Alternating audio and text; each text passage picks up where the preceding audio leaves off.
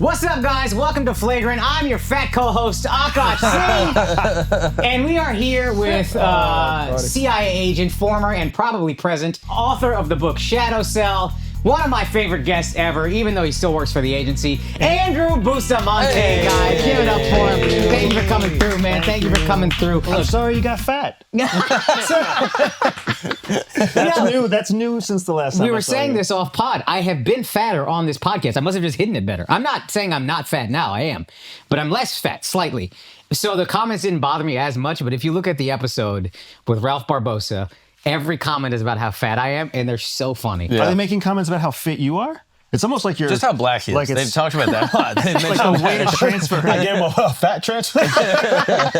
Yeah, can you teach him how to go deep Hey, Miles, undercover? what was your favorite comment about how fat I am? Do we have one on deck? Or Joey can pull it up? I don't have a favorite one off deck, but they were all great. Oh, God, they were so good. I was genuinely laughing at them. Yeah, I was with my wife just dying laughing, and she can't go nowhere. She married my fat ass. So what you going to do about I saw it? some bangers. Someone said, the camera adds 10 pounds. Look like Akash ate 5 cameras.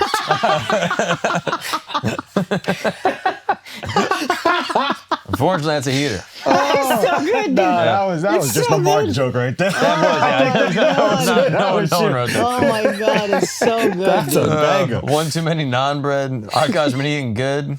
Hell yeah, dude. Uh, This is the funniest very funny. one was just Akash looks like he gained 50 pounds in the last week. It's just like so blunt. Okay, anyway, Andrew, Mr. Bustamante, as your fat co-host, I have some questions for you to chew on. Get it? Okay. If you want to just address, everybody thinks you still work for CIA. What do you have to say to that? Alex thinks it, I believe. I do. So Alex is the exception. Everybody else is an idiot. Like, okay, if you think I still work for CIA, you are so far off in terms of anything rational, logical. Well, no. That's what an agent would say if they're trying to throw you off the tracks. I don't believe you work for CIA, but we have to address this. It is rational and logical to think, because you are seemingly very pro CIA. You don't have a lot of negative things to say about them. So a person could make the leap that, he probably still works for the agency. Let's do an actual CIA drill, right? Because this shit happens in CIA all the time, where you have two very smart people who sit there and they're like, this is what's happening. And somebody else is like, nope, this is what's happening. And they're polar opposites. So me working for CIA still is the polar opposite of me not working for CIA. Okay. So when you have this kind of impasse in intelligence, you go through something called an analysis of competing hypotheses, an ACH. Right? This sounds like some shit he's workshopped. I'm going to be honest with you. But go ahead. Competing hypothesis workshop with corporate clients. Yes. Okay. Is that what you mean? Or do you Sure. If that's what they want me to mean, that's what I mean. Okay. So you have to look at the two options and then compare objectively the likelihood, the logic, the reasoning behind the two. Okay. So let's start with the camp that I am still working for CIA. So what are our objective, rational arguments for why you think I still work for CIA? It would make sense for the CIA, or CIA, whatever, to hire an incredibly charismatic, likable, well-spoken person to defend their actions in the guise of no longer working for CIA. Okay, so that is not objective. It's subjective, because what you're saying is it would make sense. So it makes sense to you, might not make sense to someone else. But let's still use it. So that's one point in the I still work for CIA camp. What's the next Theoretically, point? people would say you can never leave the CIA. Once you're in, you're always in. Once you're in, which, based on the fact that we signed 2 contracts, right? We signed 2 secrecy agreements with them, one that's civilian and one that's federal. So that actually is demonstrably true. So we technically can't ever leave, because they always have to approve what we publish, what we make. So that's 2 things and 2 points in the Andy still works for CIA camp. What You else? generally speak somewhat positively about the CIA and general operations. I think that still goes back to point 1. Oh, The charismatic person who defends CIA.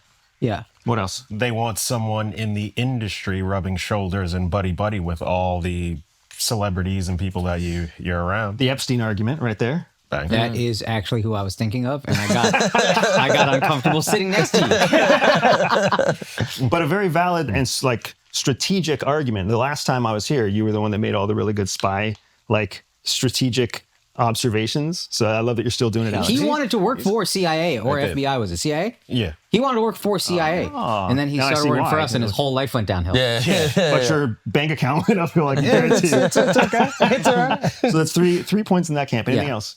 Why would I still work for CIA? Miles, I feel like you got one ready. No, I was just going to say Alex Media would be the worst CIA agent possibly ever in the history of mankind. Why? Just so you Or could the bribe him? best. Or the best? Or the best. So bad, no Just one remember what he would suspects tell us it? when he was sort of a cop. Oh, yeah. I just can't imagine the abuse of power. Yeah, absolutely. I got Okay, another fourth. one. Good at CIA. Your wife was CIA. Okay. So you are metaphorically and literally in bed with CIA in some way. Yeah, you're married to Ooh, I the like agency, that. literally. Yeah. Okay. We'll keep that one too then. Okay. So three Let's say of four. the four. Yeah. 3 of the 4 were subjective, but we'll keep all 4. Now, let's do the thought exercise of why you would defend that I'm not in CIA. I have nothing. You really have nothing? I have nothing. I mean, you say you're not. Okay. Do you have other CIA examples of people like me? I don't think so. Okay, so there are no other examples out there. So I would be like a one one of original Yeah. and only one success story. But it would make, and I honestly don't believe this, but Right. the narrative seems to be out there, and I want to help you at least address it. I mean, there's other people that claim they're former CIA. And it would make sense that in this YouTube landscape, this is the new entertainment landscape, you would be the first, or there would be a first. yeah, there would be a first. Yeah. But would the first also happen to also be someone that they planted? I mean, theoretically, yeah. Theoretically, but you could also argue how many things has CIA done right? Like when you hear about CIA, Argo. after they made a movie about it, right? So most of what CIA does right, nobody ever hears about, which is an argument for why I would still be CIA, right? But the second truth is most of what they do publicly, they do wrong. So if they were to try to plant somebody publicly, it would probably go terribly wrong, Yeah. right? How is an organization like that going to actually keep up with the pace of business? How are they going to keep up with the pace of media? How are they going to control every channel, every person who goes out there? Why is it not every video is a hit? Why is it only some videos are a hit? And Well, you can't control the YouTube algorithm, nor would I expect the agency to control the YouTube algorithm. But having a smart, charismatic, handsome guy to go be their mouthpiece, enough videos will hit and penetrate that our job will get done. Our message will get Handsome across. mouthpiece I just penetrate. can't I'm imagine. also I can't imagine that you guys haven't thought of the same thing Andrew Tate thought of. You know what I mean? Like, let's just have a bunch of accounts getting clips out of me and making us look good. Okay. It's all fair. Now, again, I don't think this, but as we right. talk this out, I doubt myself. Not him. Exactly. The thought exercise really led to me being unsure. Now, we're still going to have a great episode. And whether you represent the agency or not, I think it's great because you can answer some questions that we have about larger issues, I think. And I would love to start with, if you guys are okay with it, I would love to start with this one. Because we've asked a few people and never gotten a solid answer. I've listened to some stuff of yours. You seem to be reasonably pro-Israel, which is fine. Our question that we ask people is, what does the United States government get out of their relationship with Israel? So it's a great question, and I want to make sure that we understand something. So I am pragmatically pro-Israel. Having Israel as an American ally is a very pragmatic, practical decision. Okay. Right? It's kind of like a 401k. It's a good idea. Okay. But you can still hate your 401k. Okay. You can still have it mismanaged. It can still be something where you're like, I wish there was a better alternative, but I have no other option because my company chose this 401k. Okay. That's kind of the relationship that I think the United States has with Israel right now. Okay. Israel is, if you think of when you were a kid and you like made the whole egg drop experiment in elementary school, you put an egg inside of something so that you can drop it from the roof. Or you drop it from the ceiling, or you drop it from the 3rd floor. Some people put it inside of a box, some people attach it to a parachute, but everybody puts the egg into something because the egg is what they care about. The thing on the outside is the thing they don't really care about, but the thing that's supposed to absorb the impact of the ground. That's what Israel is for the United States. Okay. Israel Now- is supposed to absorb the impact. He might be Mossad. I heard you say on another pod that all Mossad agents are hot. What, I'm getting more compliments on this couch. Oh, we don't want to fuck you. I'm just realizing. Yeah. No, absolutely. Yeah, Absolutely. I hope my wife is watching right now. Yeah, CIA gay, dude. You know what time it is? Okay, but so they absorb the impact of potential adversaries in the Middle East. Correct. They also give us a foothold on another side of the world that if we ever need to rapidly deploy, we just have to move people from here to there because all the weapons they have are already our weapons. They're flying our jets. They're using our tanks. They're using our artillery. We still own them, or we sold them? We to sold them? them, but they're buying American brand. So now all of a sudden, if we needed to launch an American front, and even if Israel didn't want to be actively involved in that front, we have a whole we have a cachet sitting there waiting for us. Now, is this not the case with Saudi? Not the case with Saudi. It is the case with Jordan, right? Saudi Arabia is a very different beast than Israel because Saudi Arabia is independently wealthy, right? They have oil wealth, they have royalty, they don't need our money. Israel, their economy is heavily tied to our economy. So they do need us to sell. They do need us to buy from them. Saudi Arabia's and the United Arab Emirates. He's calling Jews broke. That's crazy. Okay, but then here's my question, just from, I guess, a PR standpoint. There is, I think most of us would agree, there's a genocide happening, and the United States seemingly just kind of supports Israel in this thing, and that is a very bad look for us globally. So is that allyship worth it? And if that protection is enough, well, I guess you can answer that, and then I have a follow-up. Yeah. So, yes, it's worth it because whether you want to admit it or not, we're going to forget about this genocide in the next 15 to 20 years because we've already forgot about the genocide that happened on Clinton's watch when the Hutus killed the Tutsis. Now, this is what I had this exact thought. There have been many times, it's sadly in Africa, where the United States just kind of didn't acknowledge a genocide, and the media landscape went with that and never talked about it, and we didn't support it, but we just kind of didn't do anything. What it seems to many of us, I'm no geopolitical expert at all. I'm dumb with most of this stuff, but it seems like not only are we turning a blind eye, we are looking at it and being like, "No, that's okay." And that is a very different thing. That's true. Hey, we support those guys. Nobody was saying we support the Tutsis Yeah. killing? Yeah, we support the Tutsis. Yeah. They're defending themselves. They have the right to defend. Nobody was saying that. We just kind of ignored it. It seems like, and I hate that this I hope it doesn't get clipped up for some anti-Semitism shit, because this has nothing to do with Jewish people as a race or culture or whatever. This is about a government. Yeah. What they seem to be doing is a genocide, and we're like, hey, they are allowed to do that. I agree with you. The international outcry was so much more significant in the 90s, whereas right now the international outcry is there, but that's not really what we're seeing or hearing here. Instead, what we're seeing here is, well, they have a right to defend themselves. And there's all the comparisons to 9/11. There's actually not a lot of objective comparison between 9/11 and what happened on October 7th.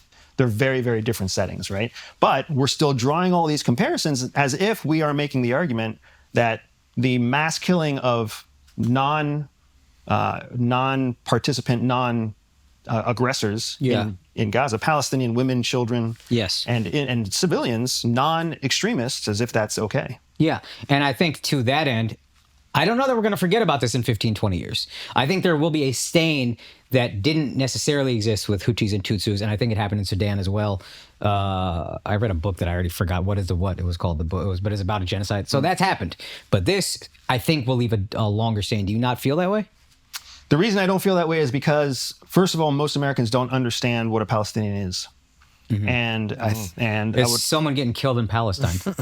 And I mean, it's probably a woman or child getting murdered in Palestine. And here's what's fucked up. What's Palestine? Well, it is the nation that will soon to be known as Israel.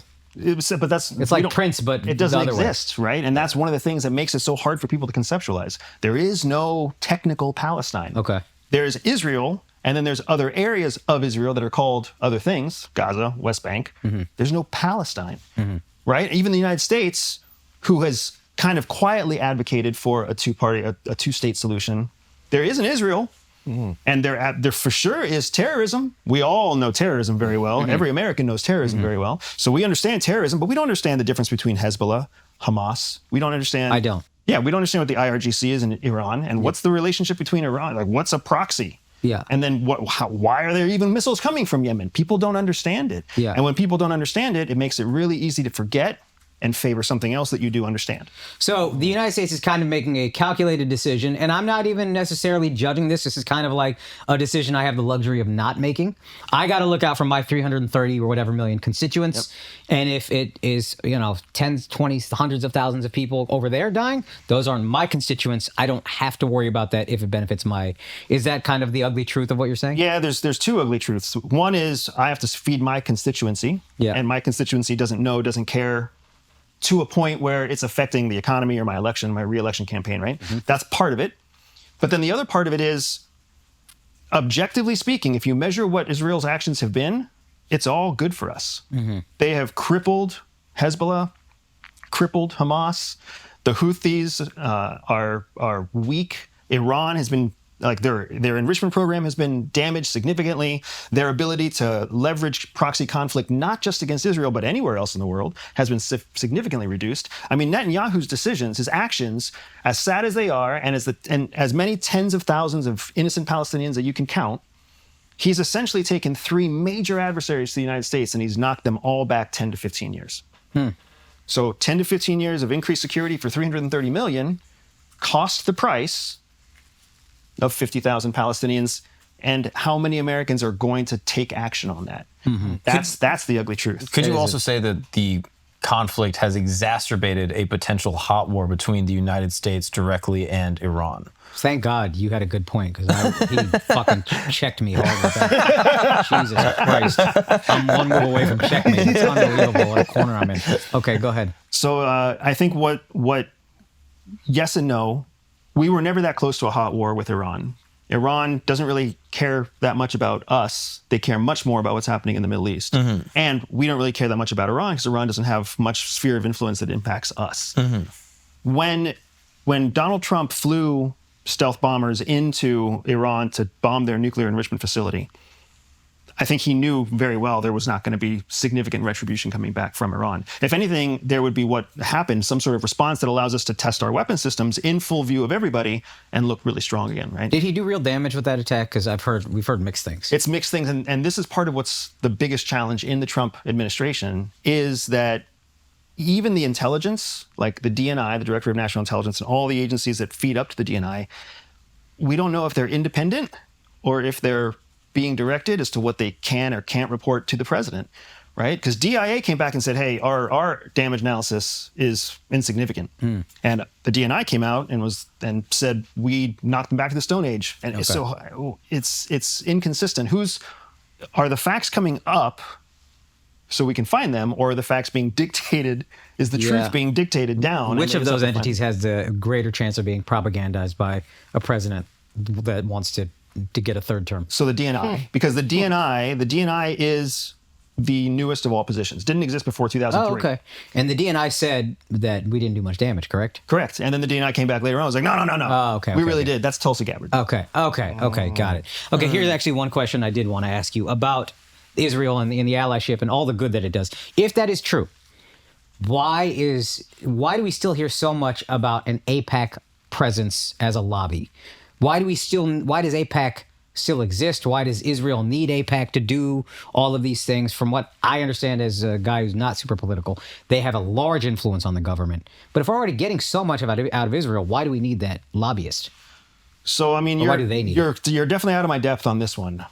Fuck yeah.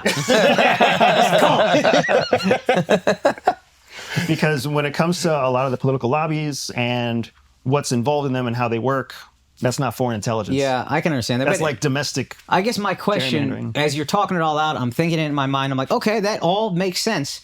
But then why would we need an AIPAC? Or why would Israel need an AIPAC to have such influence here?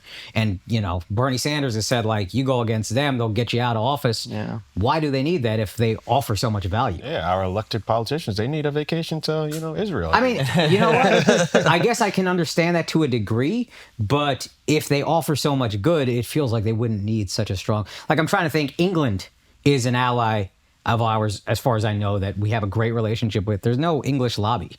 So this is a great point. So you're actually raising something that is really relevant here, because, or not, it's both relevant and I know something about it. Israel doesn't trust the United States. Israel actively tries to send Mossad agents to penetrate the United States. They're actively recruiting spies inside the United States in our nuclear programs, in our weapons and military programs, in our intelligence programs. Like, Israel is actively trying to spy on the United States. Okay. So they don't trust us. They don't trust us to do what we say we're going to do. Why is they that? don't trust us not to spy on them. Because I think they understand American pragmatism better than most Americans understand American pragmatism, right? Israel is one of the few countries in the world that's surrounded on almost all sides by enemies. Not just like, I don't like you enemies, but existential threat enemies. People who want to wipe the Jewish state off the map. And to give Israel credit, to act like there haven't been terrorist attacks / attempted terrorist attacks constantly is a ridiculous thing to say. Is it fair to say they have a militaristic paranoia?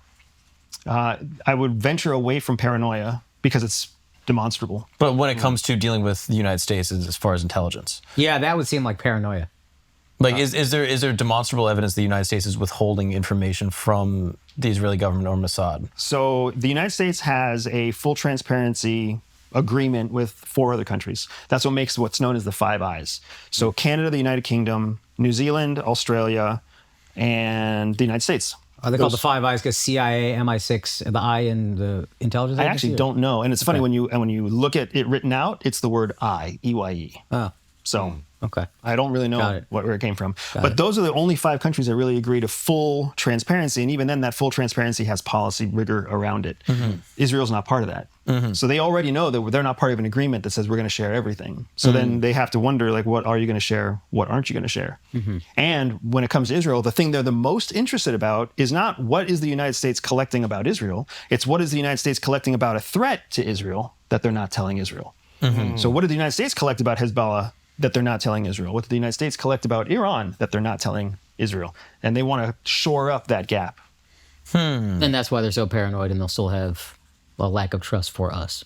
I mean, they have a lack of trust for Israel, again, and I want to differentiate between Israel and Jews. Not the same Yes, thing. that is a super important thing to do. Right? But Israel's it doesn't know who to trust, and it arguably doesn't trust anyone. It's a young country. It's almost like the relationships that it does have are all pragmatic, based on economy and military trading and shared borders or whatever else. It doesn't really have anyone who's ideologically aligned with the Jewish state, because Israel does not have a differentiation of church and state. They are the Jewish state. The government is the religion is the government. Okay. So that's fundamentally different than here in the United States. And so does America trust Israel? No. At the government level, the United States does not trust Israel. Why? Because of all the same reasons. We know they're trying to penetrate us. We know that they manipulate us. We know that they manipulate trade. We know that they have agreements and partnerships, and they do all sorts of things with other countries that are beneficial to Israel but not beneficial to the United States. So there's this inherent distrust of these two allies that inherently need each other on opposite sides of the world. Is that a new phenomenon, or do you feel like this has precedent in history? It has precedent for sure, and it's the way that most relationships around the world actually do work. There's a famous quote that you learn at the agency that actually comes from statesmanship and diplomacy that says, there are no permanent friends or enemies, only permanent interests. Ah, that's good. So you have permanent interests, I think that's a life lesson. but people come and go based on whether or not they agree with your interests or not. Is there any evidence of different governments, globally speaking, that withhold intelligence information of a potential attack for some other interest? So it's a yes and no answer, right? Generally speaking, imminent threat to life means very pressing in terms of a timeline. 48 hours, 72 hours, that type of thing. Imminent threat to life, arguably, even complete enemies should advise each other, right? So if we in the United States find out that some extremist group in China is going to bomb a public event in Beijing, we'll tell China, right? It's kind of a duty to warn is what we call it. And other countries agree the same thing for us. So there should be that for imminent threats. But for strategic threats, which are long-term threats, or tactical threats, it becomes more dicey. And now it becomes, well, if we tell them about this attack that could happen in 3 months, are we exposing our source? And if we're exposing our source, is it worth possibly losing the source to prevent that attack? Or is it better to wait until the attack is imminent and then warn them 2 days or 3 days in advance? I noticed you said the word should. Have you ever seen it not happen? Oh, I've seen it happen a number of times, especially in even the takedown of Osama bin Laden, right? Pakistan was an ally.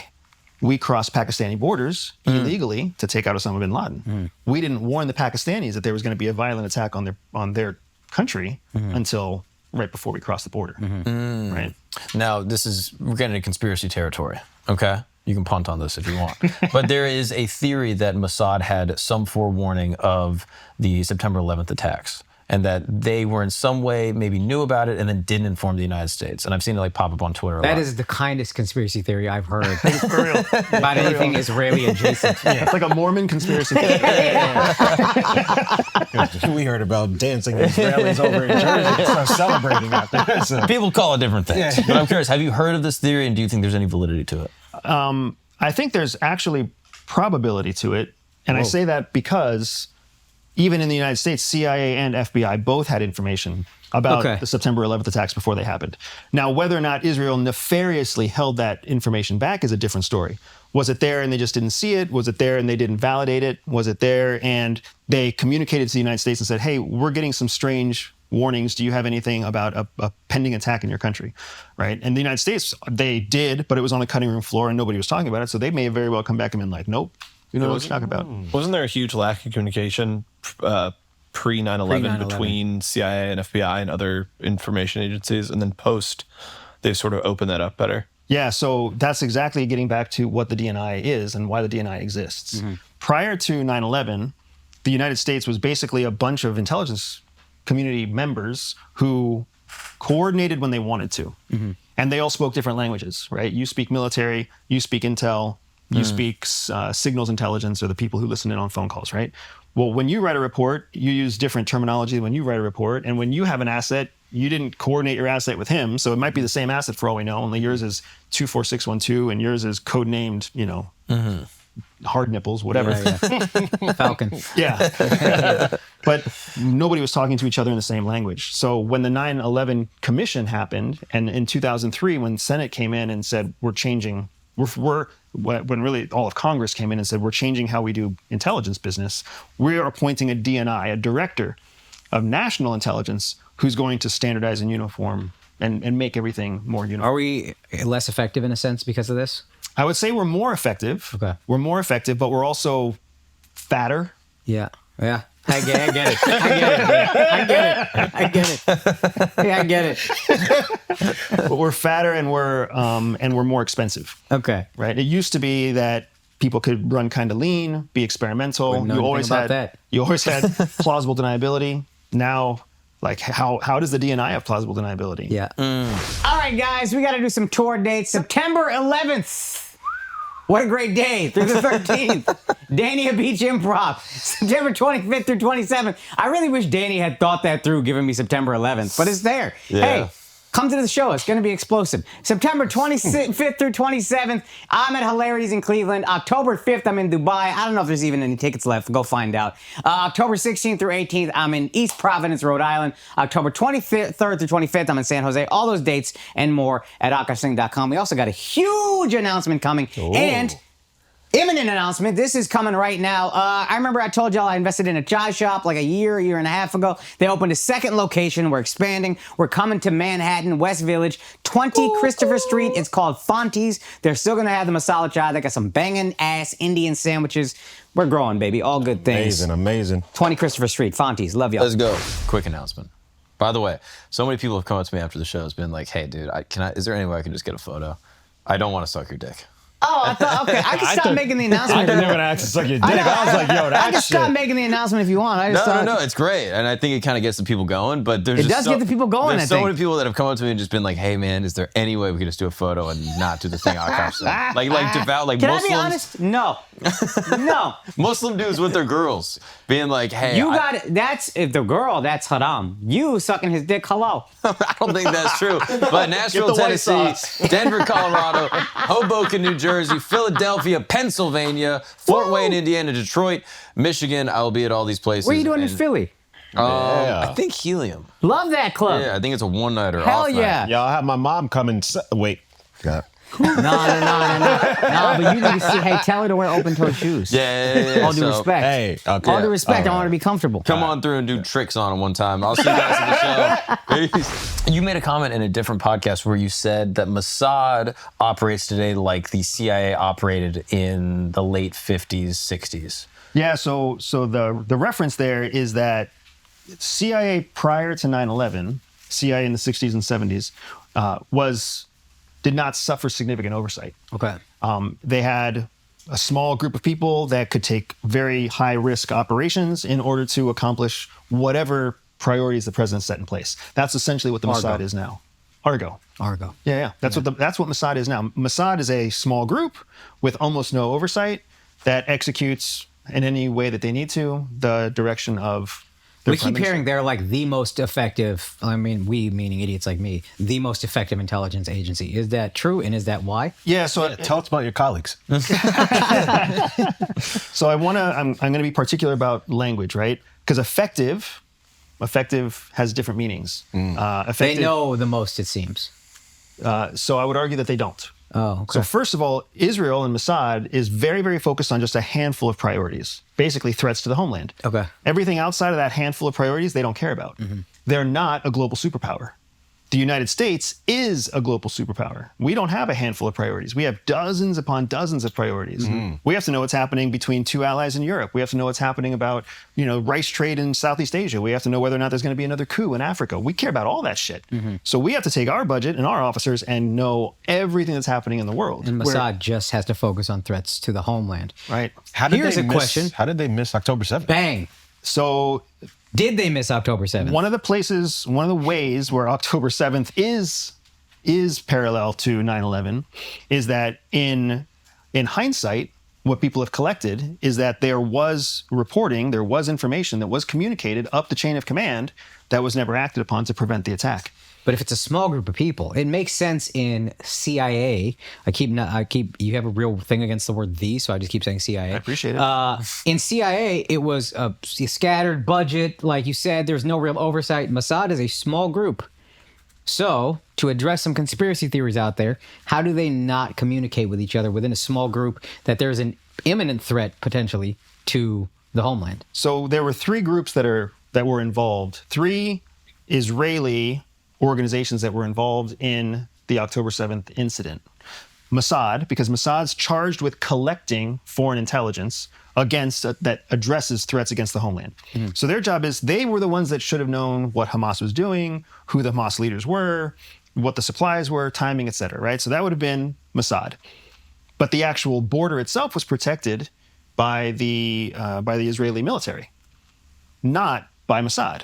So anything about imminent attack, anything about locations, anything about security and defense, the IDF would have had to handle that. So Mossad would have had to communicate with the IDF, and the IDF would have had to communicate with Mossad. Okay. And then you have internal security, which is handled by a group called Shin Bet. Shin Bet is basically like the FBI for Israel.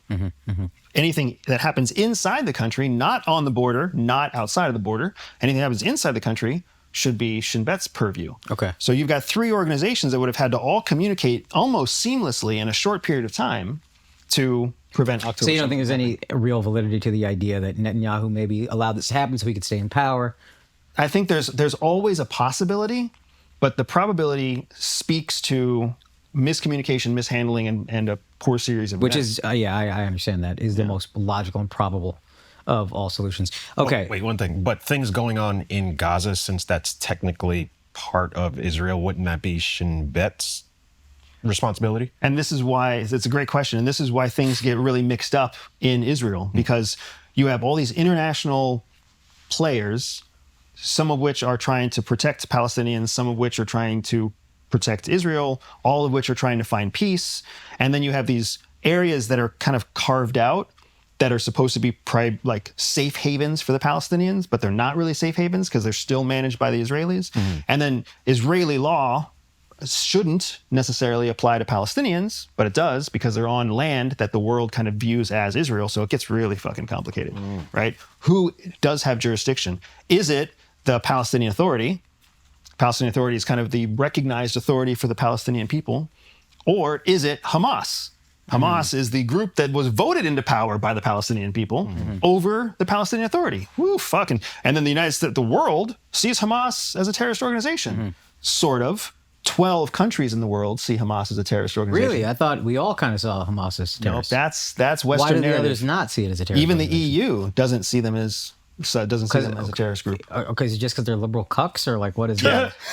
Like what is the? I'm serious. Why would they not? Because the definition of terrorism is really loose. It's Okay. it's defined by each country, and some countries see Hamas's activities as terrorist activities. Some countries see Israel's activities as terrorist countries. In Iran, Two things can be true. the United States is a terrorist organization. Is the Taliban recognized as not recognized as a terrorist organization by many countries? That's what's funny is the Taliban is seen as a terrorist organization almost universally. Oh, really? Which is why it was so significant when President Bush said, we will not negotiate with terrorists. And then there we were sitting at the table with the Taliban. Right. Interesting. Was Hamas a terrorist organization before October 7th? It Those was 12. Yeah, it was identified. It was identified as a terrorist organization in the United States for many, many years because it uses extremist activity to cause injury to civilians with the intent of changing policy. That's essentially the definition, the United States definition of terrorism. Even if you look up right now, is Hamas a terrorist organization or an insurgency? Because insurgency was another term that we invented in Afghanistan and Iraq. If you look up that term, even on Google, the Google machine, the Google AI will be like, this is a very complicated topic. Oh, wow. Because depending on your point of view, it is both an insurgency and a terrorist group. One person's terrorist, another person's freedom fighter. Exactly. Yeah. I have a question that might parlay us into our next topic. Okay. I have a Mossad question. Oh, we'll do that one. It's like Trump. Well, we start with Israel and now Mossad questions. And this is really more from Twitter than me. Why do they like fucking kids so much? I was sitting there, and when you said it's from Twitter, I was like, I'm just curious. I was like, I'm not saying what's happening. I keep hearing this thing, and I know nothing. So you are the brain for this podcast. We're never going to pretend to be smart people. I keep reading about. I was going to ask the same question in a different way. Do you want to try a different way? Try your way. Let's try your way. So there was a recent news story that went viral on Twitter. Mm-hmm. Why are they all pet? No. There was a recent news story that there was an Israeli national that was in Nevada that was allegedly implicated in a child sex trafficking ring or an operation where he was trying to procure other people to have sex with children. And then he was arrested, detained in Nevada, and then deported and basically ostensibly extradited to Israel and then released by the Israeli government. People are looking at this as some sort of unfair deal the United States has with Israel, where some of the worst criminals that are attempting to offend our citizens are then getting released with impunity in their own nation. And this isn't the first time that has happened. Yeah. This is... Why does that happen? I can tell you why. You're not going to like the answer why. But it happens, and it will continue to happen. So we don't know what we stumbled into. We had the Nevada police, we had local police, who stumbled into something that had an international footprint. So it could have been a coordinated intelligence operation between the United States and Israel, and Nevada stepped into the middle of it, not realizing that both the US federal government and the Israeli government understood what was happening.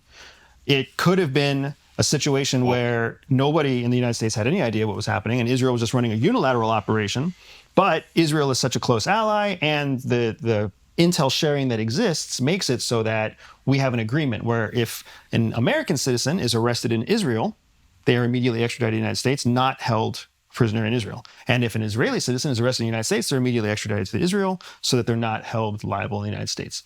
That kind of agreement could exist. There's a number of different reasons why all of this could have played out the way it played out, but I will say that the optics are horrible, because they're exactly what your conclusion is. Why would it be that somebody who is putting American children at risk, whatever their nationality is, why would they be allowed to go right back home again? Yeah. Why wouldn't they stand trial here, where their criminal actions would have had damage? Why doesn't that person face justice here in the country where they committed the crime? Yeah. And then on a similar note, you have said on record that you think Jeffrey Epstein was most likely Mossad. So why do they like fucking kids so much?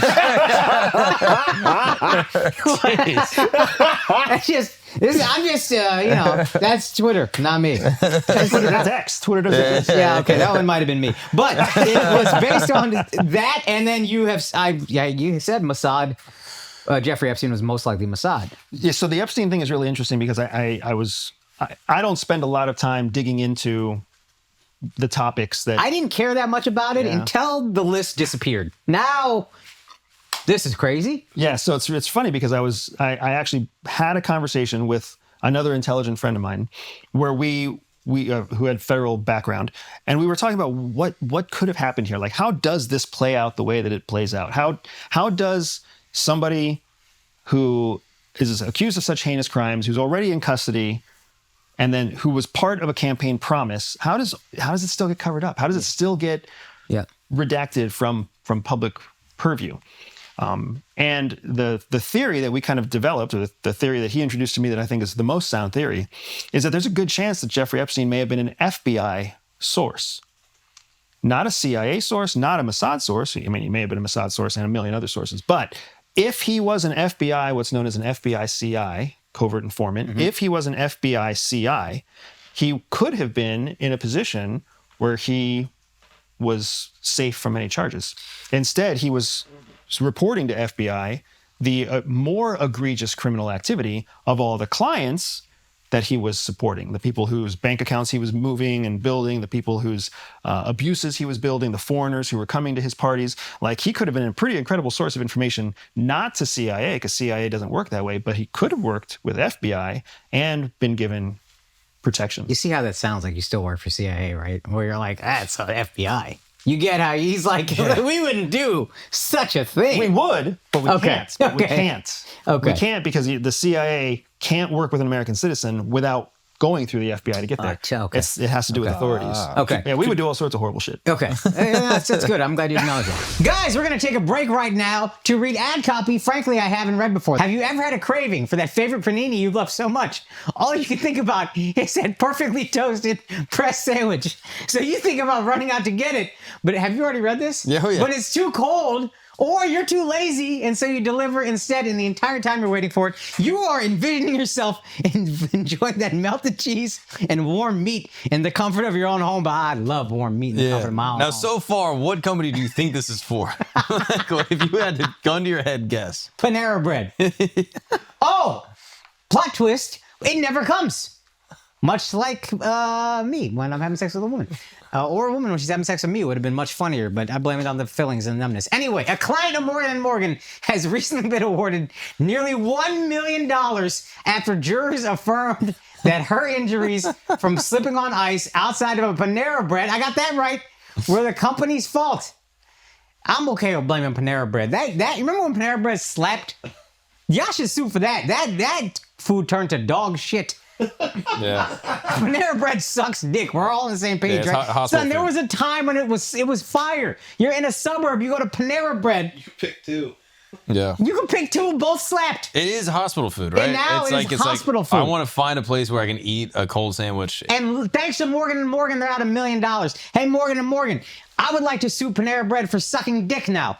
Is that possible? Please let I think the me bowls know. are still good. You know how they put broccoli, like a bowl Oh, of you bread? love a fucking bowl. This guy should put broccoli in a bowl and he's in. But it's a Just bowl because it's made out healthy of doesn't mean it bread. tastes good. It's made out of bread. Oh, the bowl is made out of bread. You never seen this? Anyway, if you ordered it on DoorDash and you didn't get it, you could get $1 million. Their client was working as a DoorDash driver. Oh, the driver. Hey, that guy got to get paid. Also, when if she I- slipped and fell on an icy sidewalk outside of Panera in Fort Wayne, Indiana, she broke her left elbow, which led to surgery and hardware being inserted into her arm. The original settlement offer was only $125,000. Panera Bread, you cheap fucks. You fucking cheap fucks. I knew you would do some shit like that. But thanks to Morgan & Morgan, big dick coming through, they fought to get her the $1 million verdict she deserved. That's Morgan & Morgan. They're not representing Panera Bread. No. Serving bullshit food, pretending it's fucking... So remember they had lemonade that killed people? Yeah. That's I another remember lawsuit. that. I'm giving y'all great ideas, Morgan & Morgan. Yeah. Holler at your boy. And this is important to remember. I'll get to this later, but the fee is free unless you win. So just, it's possible to just throw out any frivolous lawsuit you want. Morgan & Morgan is America's largest injury law firm for a reason. They have been fighting for the people for over 35 years. Hiring the wrong firm can be disastrous. You could let Panera Bread make an extra $875,000, but hiring the right firm could substantially increase your settlement. With Morgan & Morgan, it is easy to get started, and their fee is free unless they win. Like I said, unless they win, their fee is free. Morgan & Morgan, I'm probably going to call you about suing Panera Bread twice more. Anyway, if you want to do the same thing, visit forthepeople.com/flagrant or dial pound the law. That's pound 529 from your cell phone. Again, that is forthepeople.com/flagrant. This is a paid advertisement, but not for Panera Bread, motherfucker. What's up, noodle dick? I'm pointing at Mark Gagnon. Stop it. Hey guys, I don't know if I've mentioned this in the other ad reads, but I got two fillings and my mouth is numb. Novocaine, right? Full This of side what? right here, soft. Fucking calm. Soft, mushy, just sagging. You know what's not sagging? If you notice these blue lights, your dick when you take Blue Chew, hard as a rock. deliver that fucking spectacular performance that you've probably been lacking in. My dick game, 1 out of 10. I'll tell you that right now. But on Blue Chew, 2 out of 10. That's a double improvement. So if you're a 4, which is most men, now you an 8. Look at that. Less math. Hey, and if you listen to this podcast, you know Blue Chew been rocking with us since the beginning. Here's why we fuck with Blue Chew. First of all, it's got the same active ingredients as those other drugs, but it's the Chew. It's the one we trust. It's chewable. That's way better than swallowing. You know what I mean? Chew. Don't swallow, gay. Save the swallowing for after Blue Chew, actually, ladies. Hey, listen, if you want your man to have better dick, Blue Chew, BlueChew.com. And we got a special deal for our listeners. As always, you get your first month of Blue Chew for free if you use the promo code Flagrant at checkout. All you got to do is pay $5 for shipping. That's it. $5 to double your dick score. As always, shouts to Blue Chew for supporting this podcast. Y'all are the goats. I heard somebody, I don't remember who, but they said that about Israel and Palestine. They're like, this is just war. It should, that's all, this is what it's been throughout history. Yeah. This is war. This is politics. This is espionage. This is, we're going to be a part of some horrendous things in the effort to preserve our power. Yeah. Now, I guess my question would be, what could we get that's so valuable that the trade-off makes it worth it? With Epstein? With Epstein and children getting molested and all these horrible things. You're not going to like this answer either, but... no, I don't have to like it. I just want to know what it could be. X isn't going to like it either. Okay. So you protect the CI, you protect a clandestine source of information at all costs because every future CI is watching what happens to today's CI.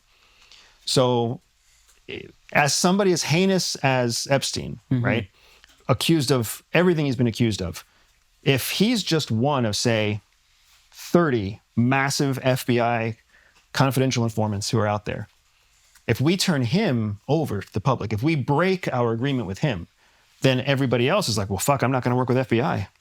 I'm not going to rat anybody out. I'm not going to narc ever because even FBI they won't cover my back, right? They won't put me in witness protection. They won't keep my secret. I'm not even saying if he's a confidential informant, no one else would know that he was working with the FBI. That's a great point. Except that when the files are released, the files will tell you.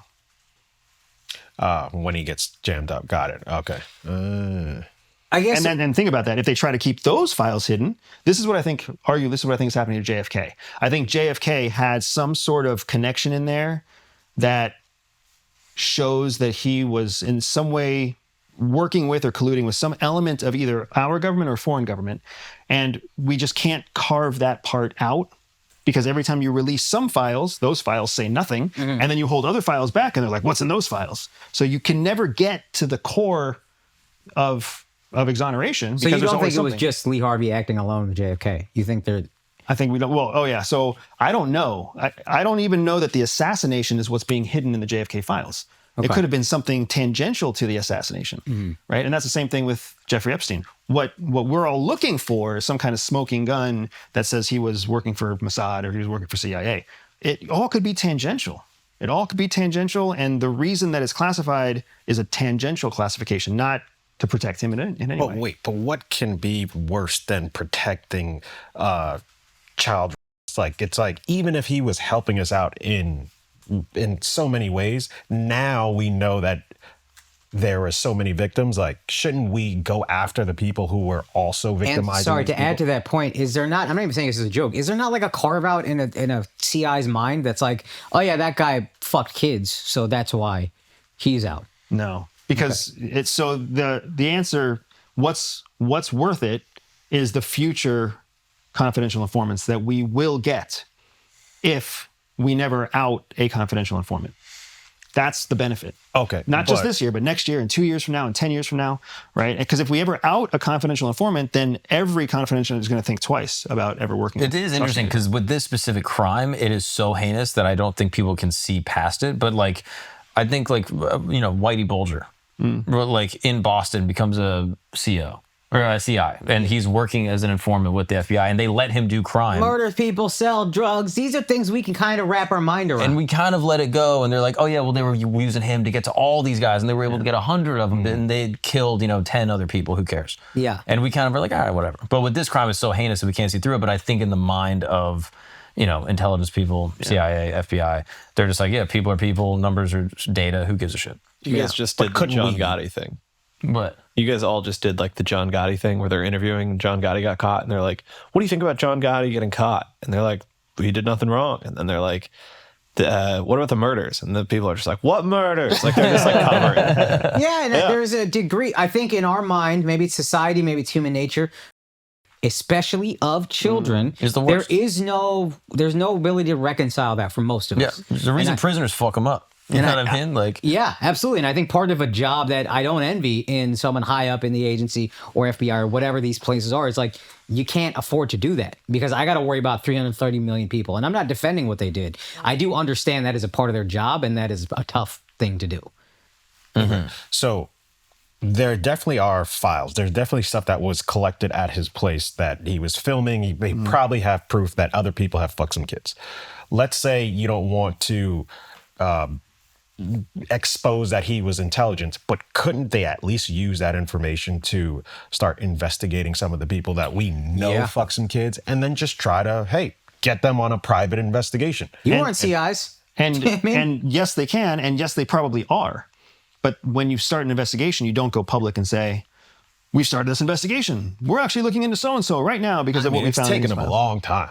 Investigations take a painfully long time to actually research, to build a case that you have confidence when it goes to trial. You can build a jury that's not going to have a predisposed bias for the case. Give us a rough idea how long it would take to see justice for any of these people. I mean, Or for any of these I think we'd be victims. lucky if we saw it in 4 or 5 years. I think realistically, cases probably would take between 7 and 14 years. And then even though No, not the age of the victims. How long does it take to get this trial? Like these, it takes upwards of 14 years to get a prosecution. it can. Wow. Especially if you're looking for a federal prosecution, it's a long time. there's also the assumption that all the blackmail is sexual blackmail. True. Which I mean, Sauter kind of pointed that out to us, and I think it's like a good distinction. Like some of it obviously is, but some of it is just a dinner that he has with, a former head of state or with a very wealthy investor, and just listening to the conversation. And so it's like, oh, there's blackmail of Bill Gates, there's blackmail of this person. It may be sexual, but it also could just be a conversation. No, I know that. But the ones that were diddling some kids, get them the fuck out of here. Right. Why would Trump run on releasing these files if when he was in office and Epstein got locked up and they got all this information and he know this can't get out to the public, why would he run on releasing it? Because he's dishonest. Point blank. All right. I mean, Trump is dishonest. I think we all understand Trump is a dishonest character. I mean, he told us that on the pod. He said, I am a mostly truthful person. Basically saying, I lie sometimes. Yeah. You know what I mean? When it's strategically relevant, when it's beneficial to marketing, when it advances the cause, when it gets him what he needs in the long run, it's a short-term sacrifice for a long-term gain.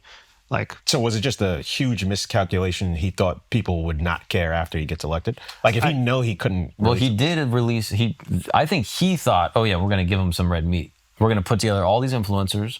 We're going to give them these files and we're going to leak all the stuff and they're going to eat it up and we'll be good. I'll have done my job. And then no one ate it. And then he was like, ah, shit. Is that what you think, Andrew? You got to keep in mind that like Donald Trump was there from the beginning of all this with his first presidency. So none of this is new to him. It's almost like a boomerang that's coming back to him. He was back there with Epstein too. Yeah, I mean, He was there for a long time. Yeah, but what I'm saying is just when you put yourself into the shoes of the president and you calculate risk, this is his second term. yeah. Like he shouldn't have a third term according to what we understand of precedent and our own internal laws, right? So what does he have to lose? What does he have to lose pissing off everybody in his base? What's he have to lose? Is that base gonna vote liberal next cycle? No. I do think a lot more people. Yeah. I think a lot there of people was in the middle are upset. But the middle's not the base. Okay. Right? The base is still intact for the next conservative president, the next conservative candidate. So if anybody, the people you can mess with the most is the base. It's also a good point because Trump doesn't care about the part, right? Like he doesn't care about like republicanism. I think he cares about like him getting elected. Yeah. And so if Winning. he pisses off everyone, like he doesn't care. He's like, I'm out. If he's out. If he's out. Yeah. What is the general view of all the agencies on Trump? What do they think of him as a president? Do they have some dirt on him? Do you think any foreign intelligence has some dirt on him? I've heard that theory that like, the reason he's so pro-Israel or whatever is they have something on him. Russia might have something on him. How much do you believe in that? And then what is like the general agency view of him? So I can't speak for obviously all the members of the IC. Donald Trump is definitely a split decision for a lot of people. Even within the CIA and the people that I talk to at CIA, he's still a split decision. There are some people who love the American first, pro-America, let's get back to like, hoorah, support the military, be strong again, give up on this diplomacy bullshit stuff. There are plenty of people who love that idea. They don't love Donald Trump. They love that idea. And then you have the other side of people who just seem to hate Donald Trump. Okay. Right? Who are like, oh, he's misogynistic and he's belittling and he sounds stupid when he talks and so you've got the people who love what he's doing, and you got the people who kind of hate the man. Yeah. And I've seen that on both sides, even within CIA itself, which is supposed to be an apolitical organization. I think the real thing that you can look at to measure how much CIA likes or dislikes Donald Trump is the incredible lack or the incredible amount of resignations at CIA under the first Trump presidency and then under the second Trump presidency also. Right. People don't want to work for him. He is the executive. That is a organization that works for the executive branch. And I think Donald Trump, of all people, is like, if you don't like working for me, get the fuck out, right? Give me space to bring somebody else in. Right. But unlike we've ever seen in history, when the first Trump presidency resulted in a massive exodus of CIA officers. I was unaware of this. Yeah. So CIA had an attrition rate historically of about 1.3%, which means that every year, 1.3% of its clandestine cadre would leave its ranks. The majority of that 1.3% would come back in the following Monday as a contractor working for a contracting firm.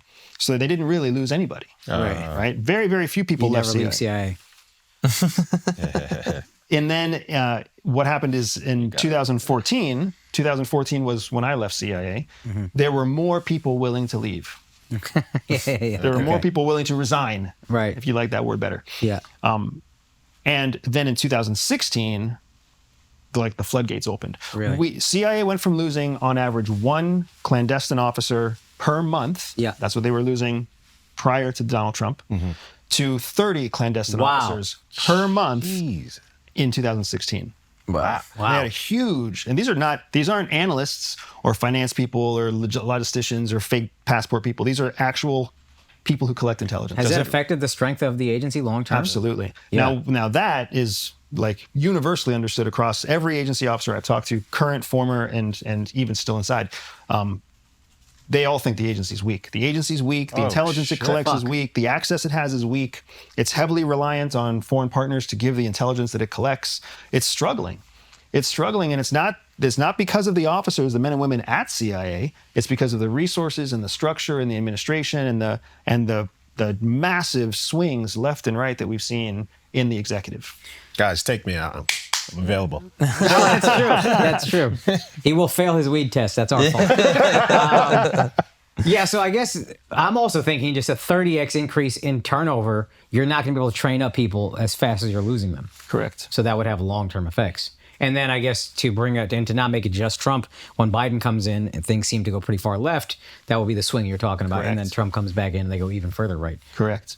And when you're making a career in government service, first of all, you make a career in government service hoping that you won't have to deal with politics. Most of the people that go into Health and Human Services, TSA, you name it, any federal office, they're not politically motivated people. They're there because they're looking for a stable, TSA don't seem that steady motivated job. to be honest with you. They don't seem to want to be there. Yeah. They don't seem to enjoy much of anything. I don't think being alive is really motivating to them. But in all honesty, that's the kind of person that gets a federal job. That's the kind of person that lives in a government job for their entire career. Randomly checked a lot more times. The way I look, I might be a TSA agent soon. I keep putting on weight like this. God damn. Okay, fuck, I had a question for you. Oh, how does this affect America's safety long term? Yes. We're not safe long term. Wow. What the fuck? Oh yeah, we're in. I mean, I'm sorry if this is new news to you. X would have told you this too. We're fucked. We've got like 10 to 15 years of horrible American existence ahead of us. it's not going to be a fun place to be. We have to fix the shit that we've broken.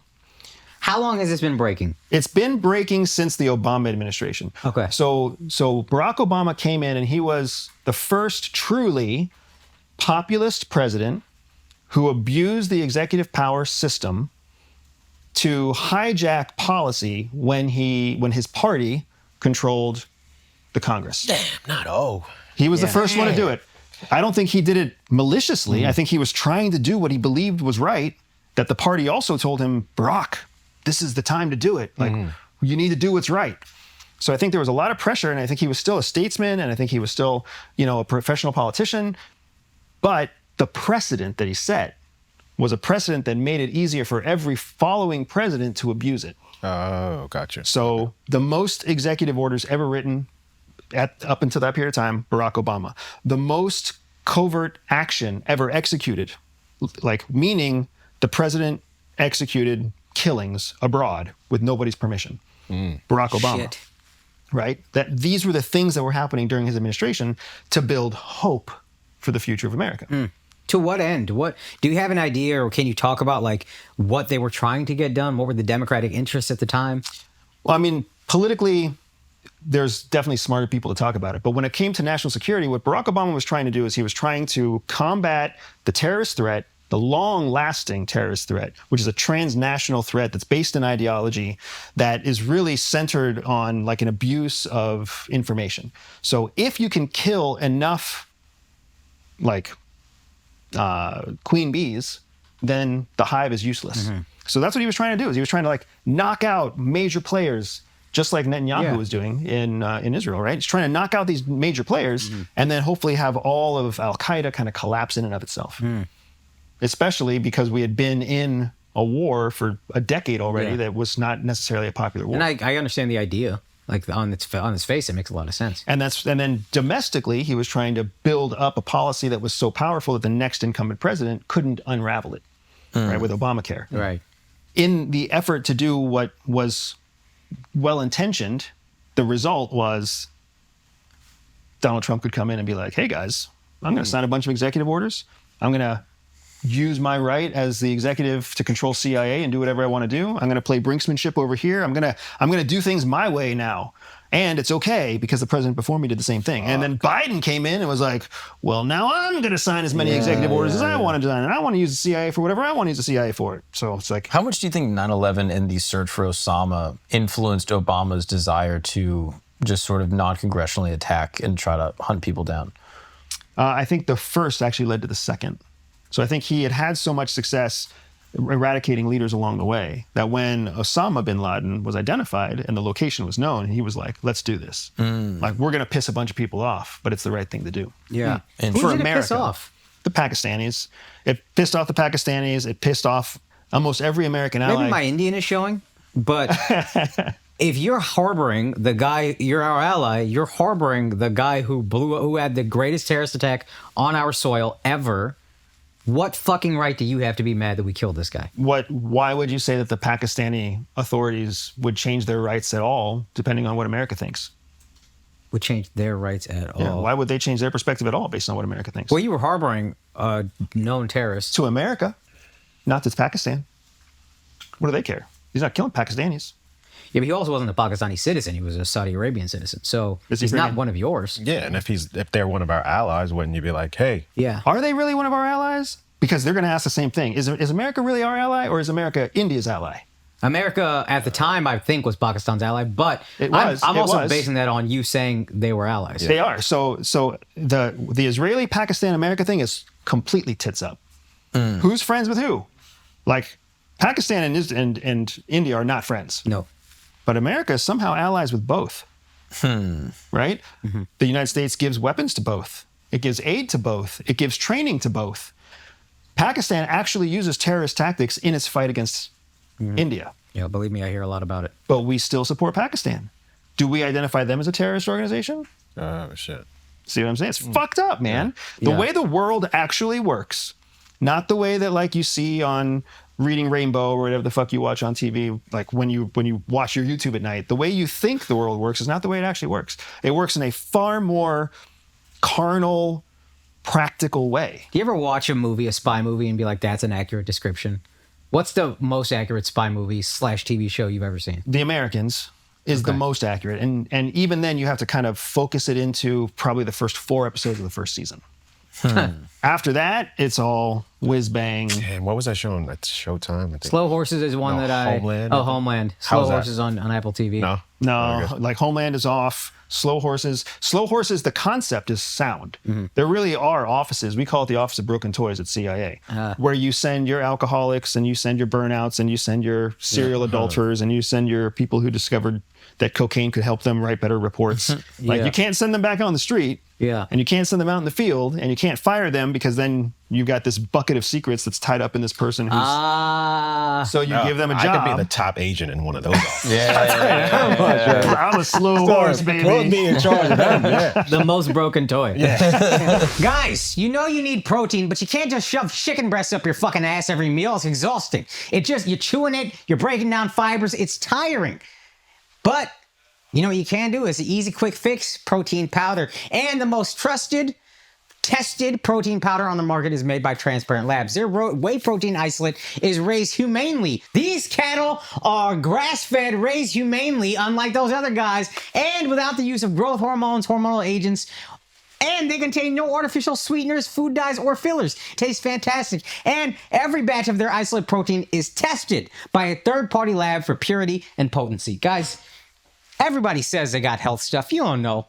They're not testing it for purity and potency. You don't know what the fuck you're getting. You can find all the test results on the footer of their website. Footer's at the bottom, header's at the top. Don't forget that. It's also certified by Informed Choice and Informed Protein to meet the highest standards for all athletes and consumers. I'm gonna be honest, guys. My mouth is numb. I got 2 fillings. I don't know if you can tell I sound like a fucking idiot, but I sound like a fucking idiot. Anyway, go to transparentlabs.com, use the code Flagrant, and get 10% off your purchase. That's all you need to know about.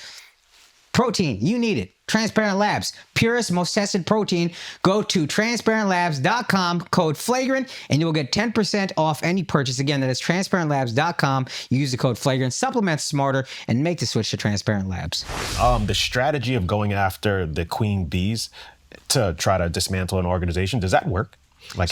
So there were mixed success. We have found that one of 2 things usually happens. If you attack a queen bee either before or the head of a terrorist cell. If you attack the head of the cell before they're able to create a succession plan, and or if they are in control of a cell and they don't trust their people, if you kill that person, the cell melts down because they have no leadership, they have no organization, they have no plan. But if you're dealing with somebody who has a succession plan, or if you're dealing with somebody who does kind of have relationships with the people that they command, you run the risk of killing the person who's actually the most moderate. And then the next person to rise up is worse. Because it's like, I feel like Israel did a great job targeting a lot of the Hamas leaders, but they seem to still be doing their thing over there. I actually don't know. Yeah, so we don't get accurate information. But Israel did a phenomenal job in the way that they targeted their leadership because they hit all the leaders at once. Right, or the majority of leaders at once. So now it's like you have no logistics, and you have no communications, and you have no military leadership, and you have no civilian core, connection to the government. Like, we've killed 9 people. There's only 3 left, and those 3 are in hiding. What the fuck are you going to do? And then succession plans start to kick in, but it's not like the succession plans were ever serious because there was never an imminent threat to the leadership. So, and then they did the same thing with Hezbollah, and then they've tried to do the same thing with Iran. So why is Hamas still such a threat? I don't think Hamas is the threat that they claim it is. I think now Netanyahu is trying to deliver a campaign promise, essentially, where he's like, I'm going to rid us of Hamas. We also, again, to reiterate the whole, like, Israel's like the shitty 401k. Right? Israel's like the shitty 401k. We don't like it, but we still have it. Right. Which means we have Netanyahu. Netanyahu's on trial for corruption charges in Israel. Yeah. He knows that as soon as this whole fucking thing ends, a civilian trial begins. And he knows that half his population doesn't agree with him or more. And he knows that there's 0% of the international community that's going to come to his side. So he has one hope: cause as much damage to enough Israeli enemies as possible so that when the civilian courts look at him, they're like, you did some really important stuff for us and for our children for the future. So we're either going to waive the sentencing or lessen the sentencing or let you live out your days retired and whatever, or we'll let you go to the United States and live in New York. It is a bold fuck that. risk, and I don't know that it's a risk. I think it's kind of a selfish risk because I think he's doing a lot more damage internationally for Israel and for Jews internationally. I think they're facing a lot more scrutiny because of this one guy's actions. And I don't disagree with you, and I think there's plenty of voices out there that would say the same thing. Yeah. That's when you have to think about the calculus. If you're Netanyahu, what is your calculus? First and foremost, survive, protect yourself. Yeah. No, I get it. It's reckless, but I do understand where it comes from. Okay, I'm gonna let you choose your own adventure. Cool. You're promoting your book, Shadow Cell. Great book. Thank you. Did you actually read it? Or just being nice? What was your favorite part? The summary I read on ChatGPT I really was liked incredible. Riveting. I really like the cover. The cover was killer. No, the summary I read was riveting. I really wish I had read the actual book, and I will. I read a lot of books halfway through. When will you read it? You will be one of those. What books. date will you have read it? It's all right. I have to read a Jack Reacher novel, and then I'll read about real spies. Nice. All right. So you can talk about the book, but I also know, having done just like promo for a comedy special, you go talk about it ad nauseum, and you're like, all right, buddy, Yeah. I'm done with this. So we can talk about the book, and then I could ask you some other questions that we have about what's going on in the world as our expert, or we can talk about this and then get to the book and close with the book. What would you prefer? Ooh. Oh, we also have a lightning round of questions, but that'll be quick. Let's put off the book. Let's go with your questions first. Sick of talking about it. I knew it. I actually really appreciate that you know how this works. Yeah, because dude. a lot of people don't understand how it works. Yeah, and you're answering the same questions, and it's like, guys, read the book or read a 4-page summary on ChatGPT. or don't read the book, but at least go order the book. Yeah. So that I get points for it. Dude, like, it do looks, something. It looks very cool. Oh, here's a question, actually, before we get into the book. So my understanding of this book from ChatGPT and Mark is you basically, this is a CIA mission. You are allowed to talk about it. You could have said every country, every name, everything, but you made a deal with CIA to say, hey, you guys can help me with this book and I can protect these names, or I can do this on my own without your help and it's going to get a lot more publicity and I'm going to get on national bestseller lists, whatever. What would you rather do? Close. Okay. That's Mark GPT was a little bit inaccurate. So my wife and I were very committed when we wrote, because this is our operational memoir. It's your life. Yeah, this was our operational memoir. I really wish I had taken it more seriously and read the book. It's all You're in good, man. danger. It's all good. It's all good. From just like 12 years ago, right? Not long ago. Okay. And the men and women who operated with us are still in the field, many of them still doing the same operations. So it was never on the table for her and I. It was never on the table to talk about the people. Okay. So all the characters, quote unquote characters that you read, they're modeled off the real people, right? There really was a guy named James. There really was a guy who was named James in the book. There really was a girl who was named Tasha in the book. She really did have a cute child who was named Monty in the book. All right, so everything's real, but we didn't want to give the real people because the country where this took place is for sure going to know that we're talking about them. Okay. Because they have my face, they have my file, they have my records, they have my travel details. They know me. Yeah. And they know that if I wrote this book, it's about them. And they're going to be pissed. Yeah. Well, what I didn't want to do and what my wife didn't want to do, we didn't want to give them enough information to reverse engineer and find the other people. So we told CIA, we're not going to talk about the people. CIA actually came in and was like, oh, no, you're allowed to talk about the people. You just use the first name of the true first name and their last first initial. And we were like, that's a policy thing. That's a stupid operational rule. So we're not going to touch the people at all. But we are going to talk about where it really took place. And in 2021, when we told them we wanted to do this, they gave us approval. But by 2022, when we finished the manuscript, the whole world had changed. Right? Multiple global events happened in 2022. I'm sure you can wrap your minds around it. And it changed the landscape of geopolitical pressures against the United States. And then they came in and they said, that book that you wrote is classified from beginning to end. It'll never see the light of day. And that's when we kind of had this back and forth for many years, trying to find a way to get it published, trying to find a way to get CIA to accept that there wasn't anything in the book that was going to harm national security. Okay. It's not going to look good geopolitically, Yeah. but it's not going to get anybody killed. Right. And they just kept fighting with us. So then in 2024, my wife really decided to escalate things, and she brought on an attorney, and she said, we think that we have a legal case to sue CIA. And the attorney reviewed and said, yeah, you have a First Amendment right case that you would win if you sued CIA and took them to court. Isn't it nice when your wife is combative with somebody else? Yes. It's my favorite. It's my favorite. It's my favorite. Yeah, I think our wives would get along. Oh my or gosh. hate each other violently. Either way, it'd be fun for us because we'd be out of it. But when they decide to fight someone else, I'm like, oh, this is what watching. Game over. It's Yeah. watching Picasso paint. Watching my wife argue with someone else. It's like And you see them make what a misstep, maestro. and you're like, you don't know what you just did. No, You don't- no, you don't yeah, know with them from them. Yeah, my wife don't misstep. She catches it though. No, but if the other person missteps, Oh, you're you're like, fucked. you just exposed You're yourself. fucked. Just wait. Okay, so Mark kind of he made you look cool. You really played hardball with CIA, Mark's which you nice. kind of did. He wants to fuck me. But you, yeah. Hold on. Well, that makes sense. One sec. Hey, I gave them a very honest depiction of what we discussed, okay? Yeah. And then he butchered it. You want to fuck. I mean, that part is good. That part is I, good. honestly, what did I get wrong, Al? From what Mark told us. I don't know. He wasn't listening to a fucking word, I promise you. We had an hour-long I was call going to be the about this. Central Unintelligence Jesus Agency. Christ. That's what it's going to be. Jesus Christ.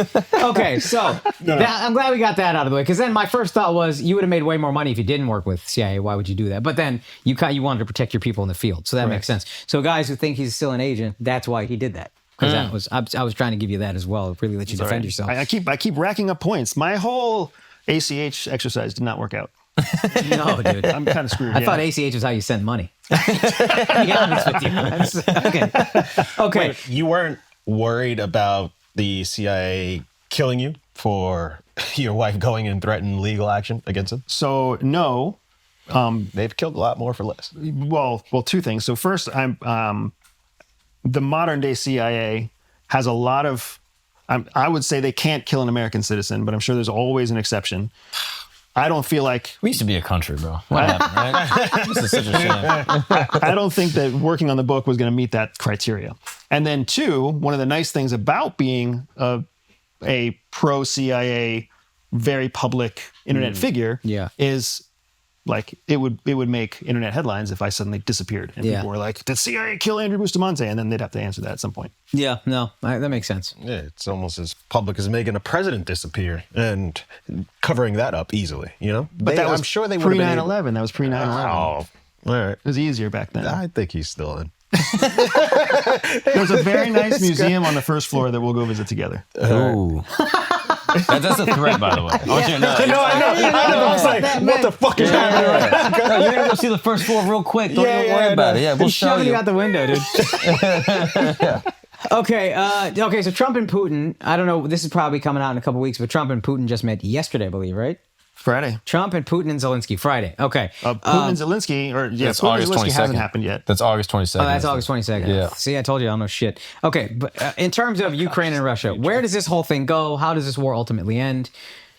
What's going on with What do you these think of the meetings? summit, also broadly speaking? Like, Yes, I mean, these are all great questions. The outcome of Russia-Ukraine really hasn't changed that much since like the first time I started talking about it in 2022. Russia's going to keep the territory that it took. It's not going to give that territory up. There's a multitude of reasons why it wants the Donbass region, from resources to industrial investments that it made when it was the USSR, to the blood that stains the battlefields, to the fact that it needs a Russian victory. Like there's all sorts of reasons why it's not going to give it the Donbass. And Putin understands statesmanship more than Zelensky. So Zelensky promised his people not only would he get back all of the original Ukraine, but he would get back all of the pre-1996 Ukraine. So it was an impossible promise. So no matter how this thing ends, if any piece of land remains in Russian territory, Zelensky loses, according to Putin. So he just wants that. Yeah, okay. Right? He wants that because he needs to rebuild an economy that's been built on a war machine for the last 3 years. Then he knows that he needs to have something to kind of offset. We're not going to be fighting a war, so how are we going to float the economy? Oh, it's going to be great if we're building infrastructure and basically resettling this new part of Russia. Oh, okay. So it's not just for like PR or whatever. It's we need to rebuild this, and that's going to pump our economy. Correct. That's going to hold us up. That's how we got through World War II, too. Our economy blew up in World War II because we were creating weapons of destruction. Yeah. But then we won. The only reason we didn't go into a massive recession is because now all of a sudden we could go into the lands that we conquered and build them up too. Put them in debt, force them to use our labor, right? Who do we do that with? Who did we do that with? Yeah. Germany, Japan, Britain, Poland, France, Really? all of them. Is this common knowledge? Well, I don't know if it's common knowledge, but if you look at history critically, you'll see it's all there. We just never got taught that in school. Yeah, what we got taught is because World War I, we were so hard on Germany, they went into a depression, and that's what allowed Hitler to take power. Yep. And some people on X are very upset that he lost. Then we were much nicer at the end of World War II, and we made sure that it would never happen again. So you've heard the saying that history is written by the victors. Yeah. Okay. We wrote that history. Japan's culture was completely different prior to the end of World War II. Everything we know about Japanese culture now is from American abuses of the Japanese. The reason they're workaholics, the reason they smoke to stay awake and drink to go to sleep, the reason that they Sexual repression. and then they shame themselves and they shame their children if they don't get a good enough to. All of that is American. What are the abuses? Like, I'm not even making a joke. What, can you give me an example of like how you do that? So when we were rebuilding Japan, we basically indentured Japanese to rebuild their own country at our pace, according to our direction and our demands. Wow. So they didn't get to rebuild the way that they wanted to. They didn't get to rebuild buildings according to their architecture. They built what we wanted them to build. And a big chunk of what they built was American invested money in buildings, infrastructure, and manufacturing base. But they got baseball. So they get with the bed. Yeah. Damn. There you go. If they only knew Americans are fat and lazy, they wouldn't work so long. This podcast goes to Japan. You know what I mean? But then you look at the Japanese economy now and you're like, well, in a way, their rebuilding efforts were successful. Yeah. And that's the argument. Economically. That's the counter argument for sure. Right? You look at Europe, who are Europe's two strongest economies? Germany and France. France. And we UK rebuilt them both. pre-Brexit would have been UK, right?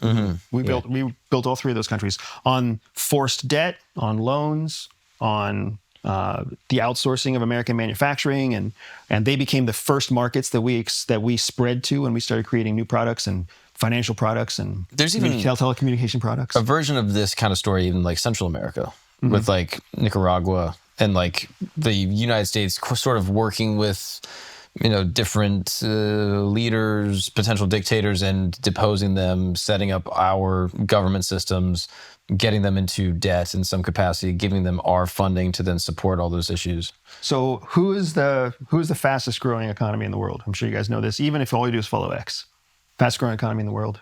China. Okay. How did China grow so quickly? Gimme. The same way that we grew after World War II. This is Belt and Road. When we stuck our heads so deep in the Middle East for 20 years that all we were doing was checking under every rock for terrorists, we were the only ones fighting that fight. The whole time that we were doing that, China was pulling from our World War II playbook, and they were working with despots. They were creating leases and loans with third world countries that knew they couldn't pay them back, exporting Chinese workers, exporting Chinese technology, Chinese telecommunications that was being stolen from the United States and then remade in the Chinese brand. Like, that's how they built their economy in 20 years. We looked away, they were small. We looked back, they were huge. Right? And that's how they did it. So the world still works the same way. The reason the United States sees China as such a threat has nothing to do with Taiwan. It has nothing to do with Chinese bombing America. It's because China has literally copied our playbook, and they've got a 20-year head start in the last 25 years on how to do it. Right? We just as another example, the United States became really, really wealthy when we devised telecommunications and financial products, because now these are not tangible products, right? This is something where you can service 100,000 people from a single satellite, and you can charge all of them $200 a month, right? That's scalable wealth. That's not building a widget or creating a can of tuna, right? China did the same thing. They were like, oh, look at how America's growing by creating financial and telecommunications. So let's spy on the United States, steal their industrial secrets, create those things here in China, tweak them a little bit, and then sell them cheaper to the same markets, to South America, to Africa, to Europe. And then let's also borrow from America this idea of switching cost. Do you guys all have Apple? Does anybody have something other than Apple? Apple. Even if you don't like Apple, you'll probably never get off of Apple because it's too difficult to get off of Apple. Yeah. Well, what do you think Huawei did? It's too difficult to get off of Huawei. So we're going to build this internal switching cost where no one's going to get off of our technology, because to get off of our technology means it hurts. There's a data transfer that's complicated. You're going to lose data for sure. And whatever you're getting on is going to be more expensive. So do you really want to get on an American system or do you want to stay on a Chinese system? Do you want an American electrical vehicle or a Chinese EV? Not even a fucking question. Do you want an American telecommunication? Do you want an American cell phone or a Chinese cell phone? I'm not even saying this as a joke. When I saw the Chinese EVs, I was like, we're cooked. We're done. We're number 2 now. And I don't know if that's remotely intelligent, but that is truly how I felt. So that is China. China is not innovative and they've never claimed to be.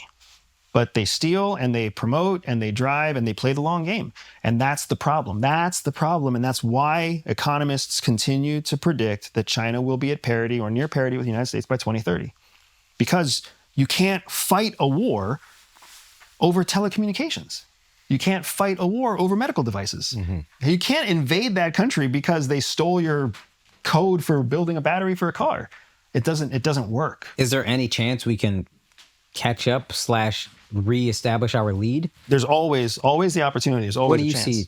How do you see that happening? I don't know how, or else I would say how. But what I do trust is American innovation, and I do trust American entrepreneurial spirit. And those are things that we have that have gotten us out of worse situations in the past. Okay, so we have been in worse situations. In the past, let's say the Great 50 Depression years. was pretty shitty. Let's We say got through 50 that. years. So 50 years takes us back to 75. Maybe even we could go World War II if we want. I guess Soviet Union maybe was worse than this at some point. And actually, it's a great point Cold because War. the only reason we won the Cold War is because the Soviet Union imploded. And we didn't know it was going to implode, but it imploded. And you see that potential with China? That's also the potential here too. Yeah. But yes. So there's always room for something unexpected to happen. But when it comes to what we can do, like inside the United States, you have so many people who are small business owners. You have so many people who are engineering their own future. You guys are all engineering your own future. Do any of you come from a family wealthier than you? No. Nope. Like, that's fucking crazy. It's hard to do that in China. My parents are fucking poor. Losers. Fucking losers.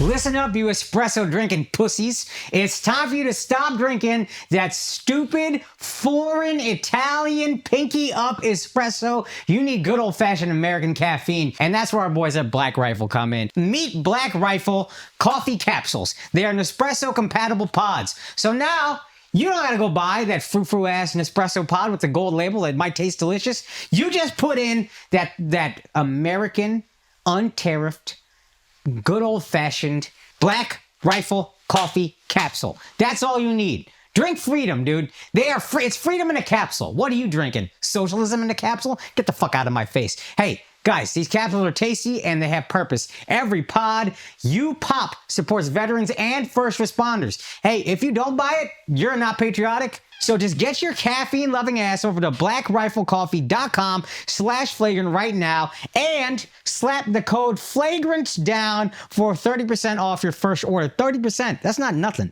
That's almost a third. 33.333. Repeating is a third. That's not very far off from a third. Again, blackriflecoffee.com/flagrant, promo code flagrant, and you'll also find their coffee pods, energy drinks, and gear wherever badassery is sold. Not Italy. When I say that, I mean grocery stores and gas stations. Anyway, let's get back to the show.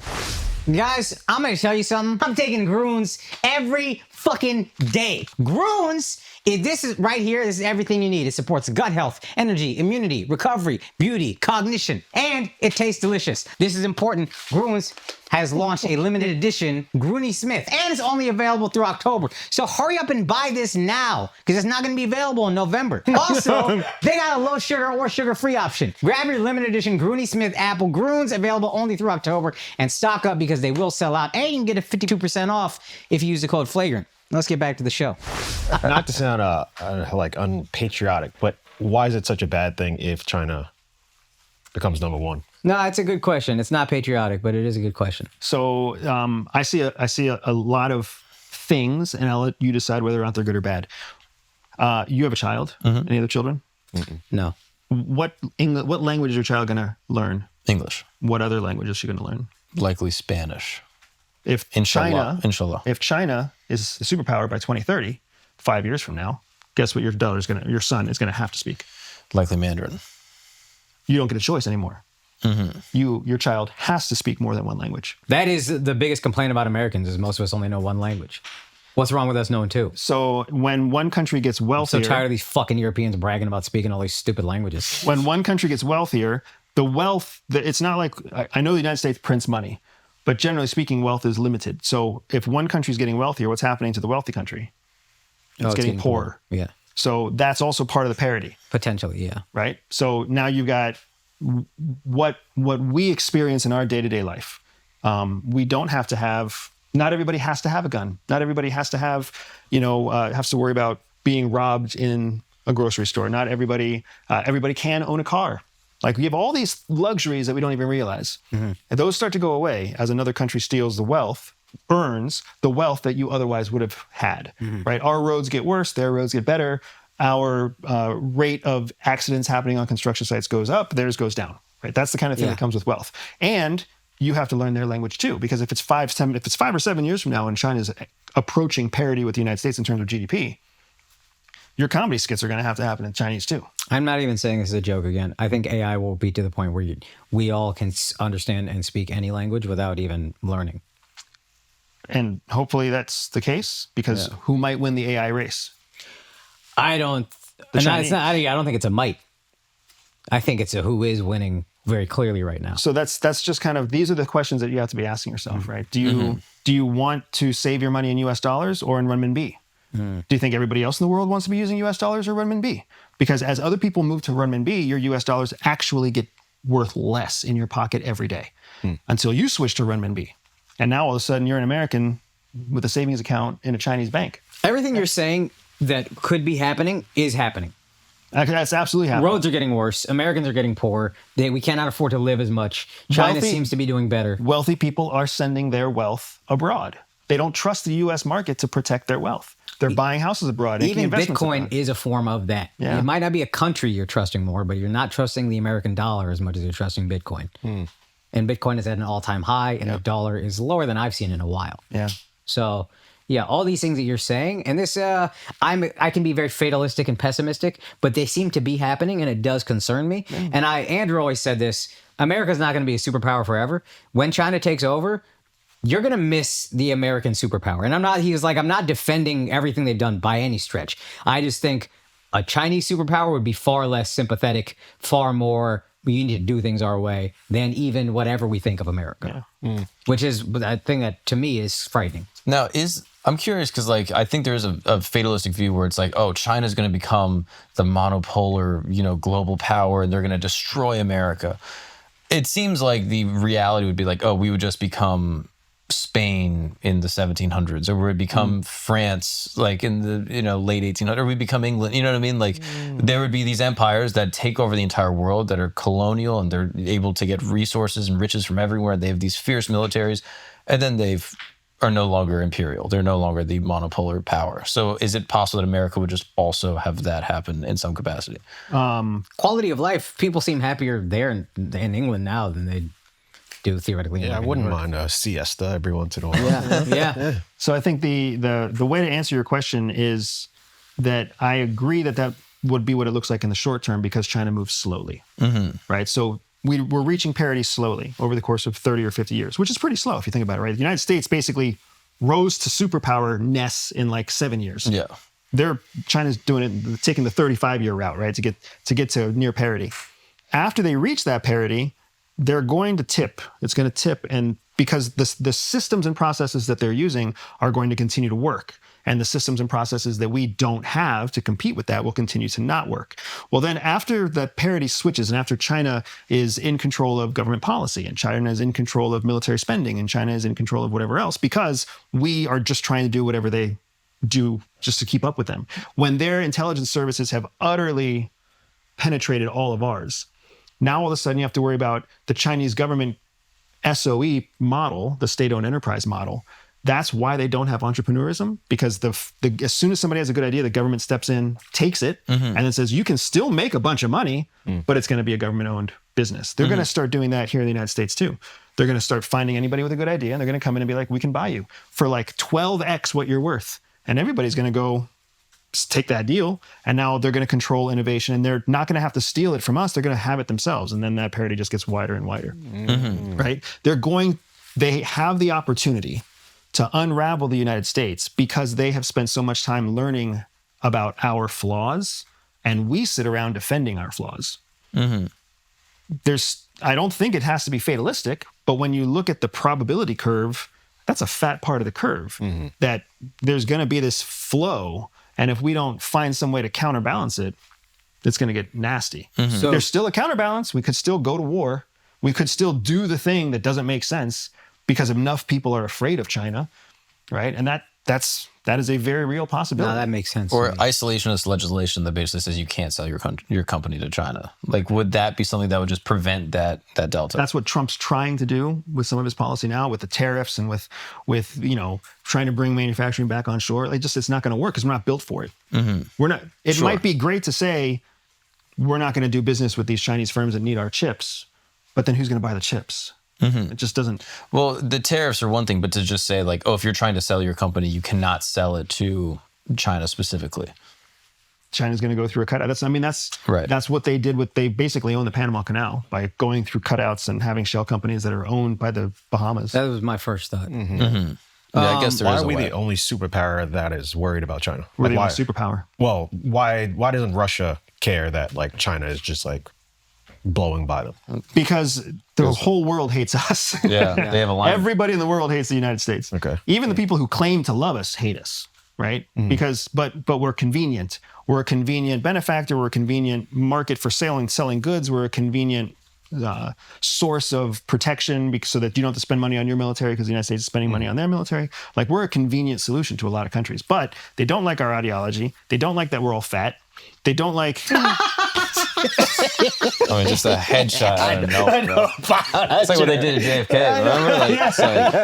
Remember? They're good. They're good, bro.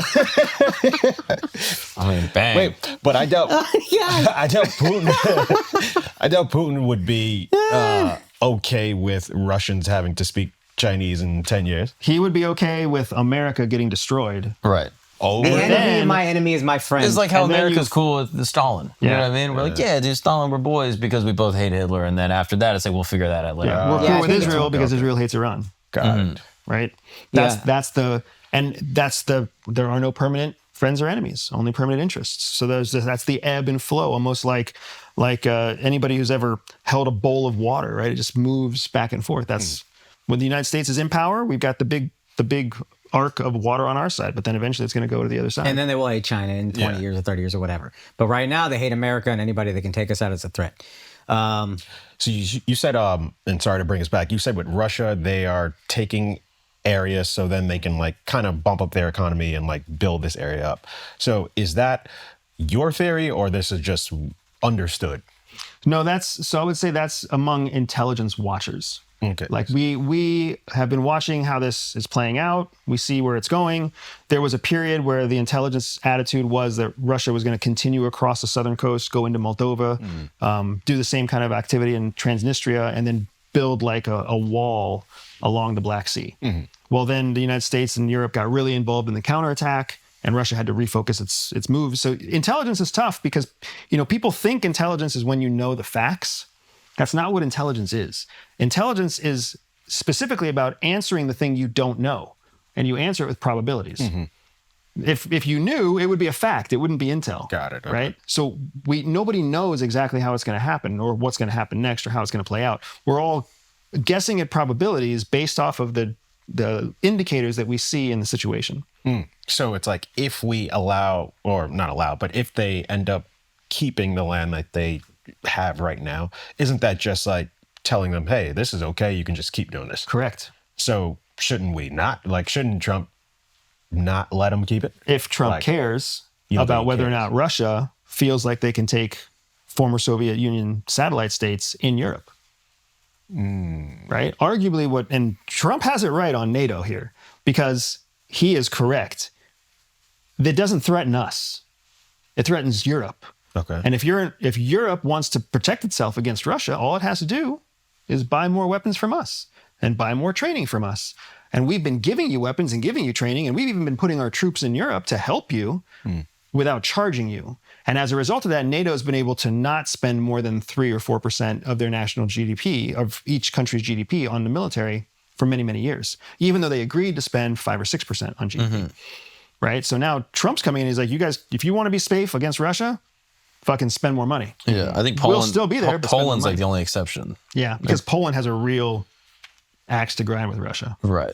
And also like a geographical sort of disadvantage, it seems like. Proximity, exactly. So that's really what's happening down there. And if the Ukraine territory thing is resolved, it also kind of undermines Zelensky's hopes of remaining there as a leader, because he couldn't fulfill the promise. Maybe he's going to get credit for bringing peace, but for sure he's going to be a target of Russian services that are now that much closer to Kiev all the time, which gives Russia the opportunity to make a whole propaganda issue out of Zelensky. It is a really discouraging thing when you think about how many people are just throwing thousands of lives at them staying in power or whatever selfish interest they have. It's like a really fucking crazy. It is just kind of the case, though. Like, this is just humans. Yeah. Unfortunately. I guess you Shit is just still think. fucked up. No, it you is, but like. You think you're so far past. Game of Thrones is obviously fictitious time and place, but we understood that kind of thing to be in hundreds of years in the past. It is today, and it's never going to stop, probably, to your point, until the robots take over. But it's just a crazy thing. Yeah. It's still funny. It's still funny. If there's one thing I've learned hanging out with comedians, No, it's like you guys find the humor in all of it. we tried to, and X helps. And here's a question I have: why don't we just fuck China up right now? But we got it. I've had this thought It's a before. very Of good like, question. if they're coming up so hard, but their military is not our military, let's go fuck them up. Sleeper cells all over America. Maybe. He believes this, and there could be validity to it. We laughed at it at first, but he believes every Chinatown is a sleeper cell in America. The thing Or is, in the world. so sleeper cells, we have found in the intelligence community that sleeper cells are largely ineffective, because when you take somebody out of a shithole place and you put them in the United States, Have you been to Chinatown? WTF excluded. Kind of a shithole place. but like America gets in your veins, right? Yeah. Like, clean water out of your faucet gets in your veins, and constant access to like cheap Kit Kats gets in your veins. Like you get used to this. Yeah. And this is not what it's like anywhere else. Believe in the me, I world. know about the Kit Kats, dude. I know. But so to me, this seems like so many wars are just propaganda. Why wouldn't there be, I'm not advocating for it, but I am curious why it hasn't happened, a propaganda war against China. Well, it seems like all politicians don't speak that unfavorably about China. Biden was, I think spoke of them as an ally. Trump a little bit harsh with them, and not really. Why wouldn't there be a propaganda war against this rising power that is an imminent threat? Let's just act now. It's a complicated issue, because one of the things that's always been neat about conflict in the past is that the aggressor was not we were not engaged in any kind of economic significance. We buy everything from them. Yeah, Chinese and United States markets are terribly entwined. And they need us. They need us, we need them. What they need from us is for us to keep spending money. What we need from them is for them to keep producing. If we rip that apart, both countries are going to be in like a leaky bucket. We're not going to have a market that where demand is getting met. And then they're not going to have an audience to sell their stuff to. And that's when that happens, it's kind of going to necessitate conflict. Maybe not with each other, but with countries nearby. There's also something to say that I've seen like different pro-Chinese like Reddit accounts, or even like subreddits or Twitter pages that would suggest that we are being fed anti-Chinese propaganda. Yeah. Which again, I don't know if this is the case. I'm just seeing stuff, but it'll be like Just tell us what your mom the idea. said. Come on. My mom actually doesn't touch this one, but like if like the idea of like social credit scores, I've heard people be like, "Dude, that's not real." And then totally real. And then people here are like, "It is real." And then people over there are like, "It's not really real." Or like sweatshops, things like that. Like all the negative things we hear about China, there will be people online that are like, "That is just not real." If Chinatown is a shithole,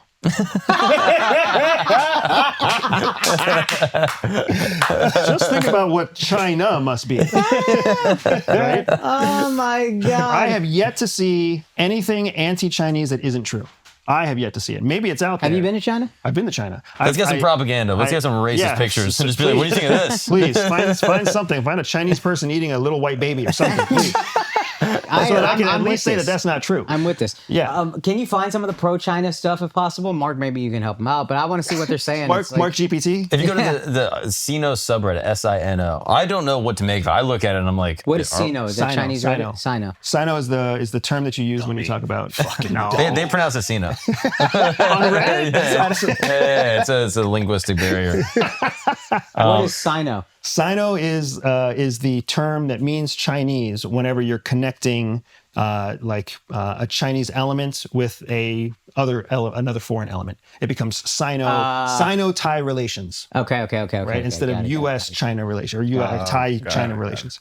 So they'll just post like memes and different things. I don't know who these people are, where this is coming from, but it'll just be interesting. Where it's like, this guy being like, "Yo, we can protest when the police murder us. We're allowed to protest," and China's like, "Your police murder you? Your police murder you? Yeah. And you're like, "Oh, That doesn't happen in China? I have a hard time believing that doesn't happens happen all in China. over Yeah. Western China. Of course, I assume that these governments do of bad course. things. Wasn't that but- what Tiananmen Square was? Yeah, don't That's look what at it. Tiananmen Never Square happens. was. Ran over with a fucking tank, bro. What are we talking about? But again, this exists, and I find it interesting. I don't know what it means. Yeah, I think these are just crazy people, man.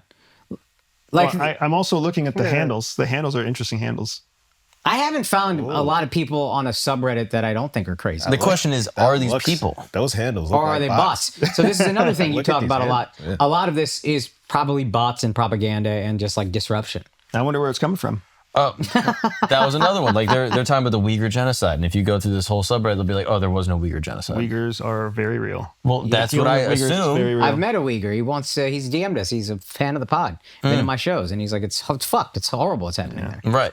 So you hear these things, but then there's people saying that's actually completely not true. So you're like, all right, well, what is actually So happening? now let's fast forward to what happens when we have parity. Right now, we don't even have parity. And Mark's confused by what's real and what's not real. Yeah, you a sucker, bro. No. I don't think he's an example of who's confused. I think he's representing a subset of the population that is genuinely confused. As we continue to reach parity, that is going to just go even further and have even more reach. You're gonna buy one electric car and be like, dude, these Chinese guys are sick, bro. So they can buy me right They now. didn't do nothing wrong. They can buy me right. Yeah, no, they're Chinese. Their electric vehicles are better. Yeah. They're also a horrible government, and we should fuck them up right now while we have a chance. So I think that's Akash Singh, guys. Akash Singh. vote Akash. What's up? The challenge here is you can almost see if you look at the world like a game board, like a board game, you can actually start to feel why China hasn't taken Taiwan. Because if China takes Taiwan and the US gets involved, all of a sudden we are so close to a war between the United States and China. And Xi Jinping must know that where he's dominant is only in China, This guy's good, huh? right? I wish we had a leader like this guy. He seems like he. Did you gets see it. his aura in the propaganda photo? What? In terms of playing chess, this guy's good. Akash, he's a dictator. He's like, bro, this guy's fine. Akash no. posted this. Do nothing. Win. That's awesome. I'm just saying he's a geopolitical maneuverer. Sure. He knows Yeah, what he's doing yeah. in that sense. He's very good. We have someone who isn't maneuvering quite as deftly, is all I'm saying. So is that the biggest threat to the U.S.? Because I want to ask you, what's the biggest threat? It's Without China? a doubt, it's China. When it comes to all things American, all things everyday life, it's China. China, our economy crashes without them. They're the biggest military threat. They're penetrating us across intelligence services, military services. They steal our industrial secrets. They copy our stuff. They actively plot with our allies and with our enemies against us. Like they are, and that's not my opinion. That's like documented in the DNI's annual report of geopolitical threats. Is there something to be said for America's geographic location? Yeah. I mean, we have water on both sides. We have generally hospitable neighbors.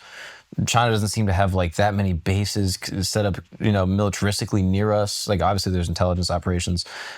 And not to say that China doesn't have their own slew of issues as far as like population, innovation, natural resources, et cetera. Like in our defense, we have certain things that are moving for us where even if all things stay equal, we still have advantages. Oh yeah, I'm not saying we don't have advantages.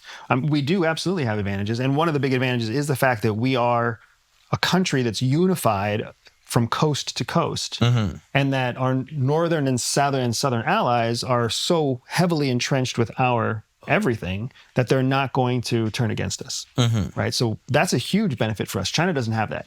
It's got neighbors that'll turn it in an instant. It's got China and coastline. India's tense. It's And got- I think that's There's a massive that, like- opportunity for America. I'm not even just saying that as an Indian. And I think that might be why they are close with India and Pakistan, maybe. Yeah. Theoretically, is like these both could be useful against China. So why don't we just be cool with both of them? With Trump going like all like wild with tariffs, does that fuck up our relationship with our neighbors up in South and everywhere else? It causes a lot of issues for sure. You got to keep in mind that the tariffs are not being used for what we think they're being used for, or unless maybe it's common knowledge what they're actually being used for. What are they being used for? The tariffs are not there so that we can start making 200% more dollars from trade with China or 75% more dollars from trade with the EU. That's not what they're there for. What they're a negotiating tool.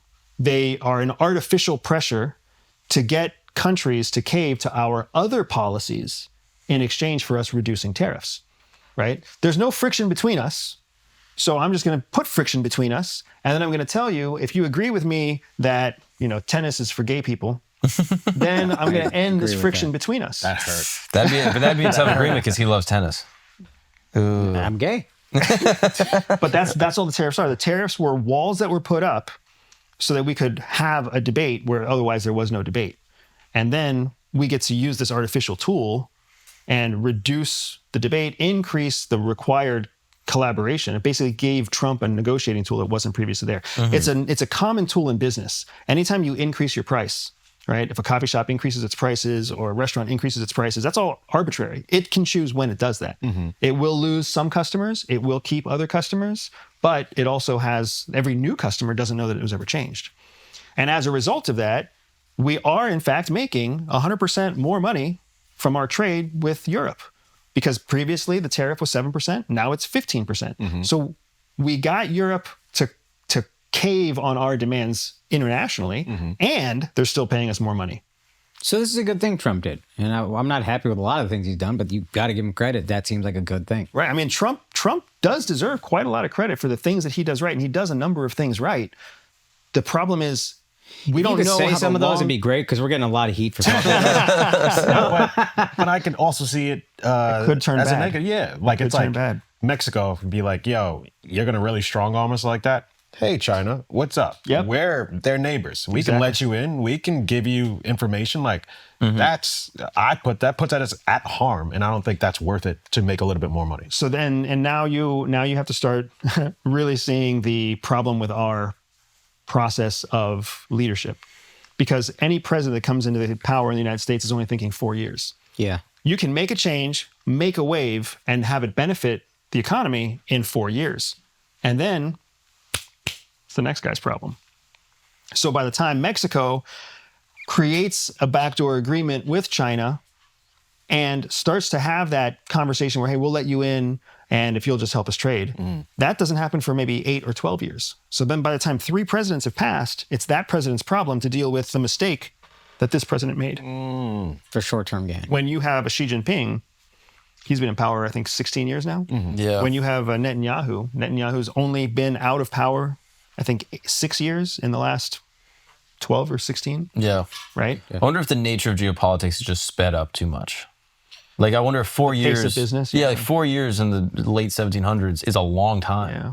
Because things that's go so interesting. slow. Yeah. Whereas 4 years now, it's like, oh, it's nothing. Yeah. It's a blink.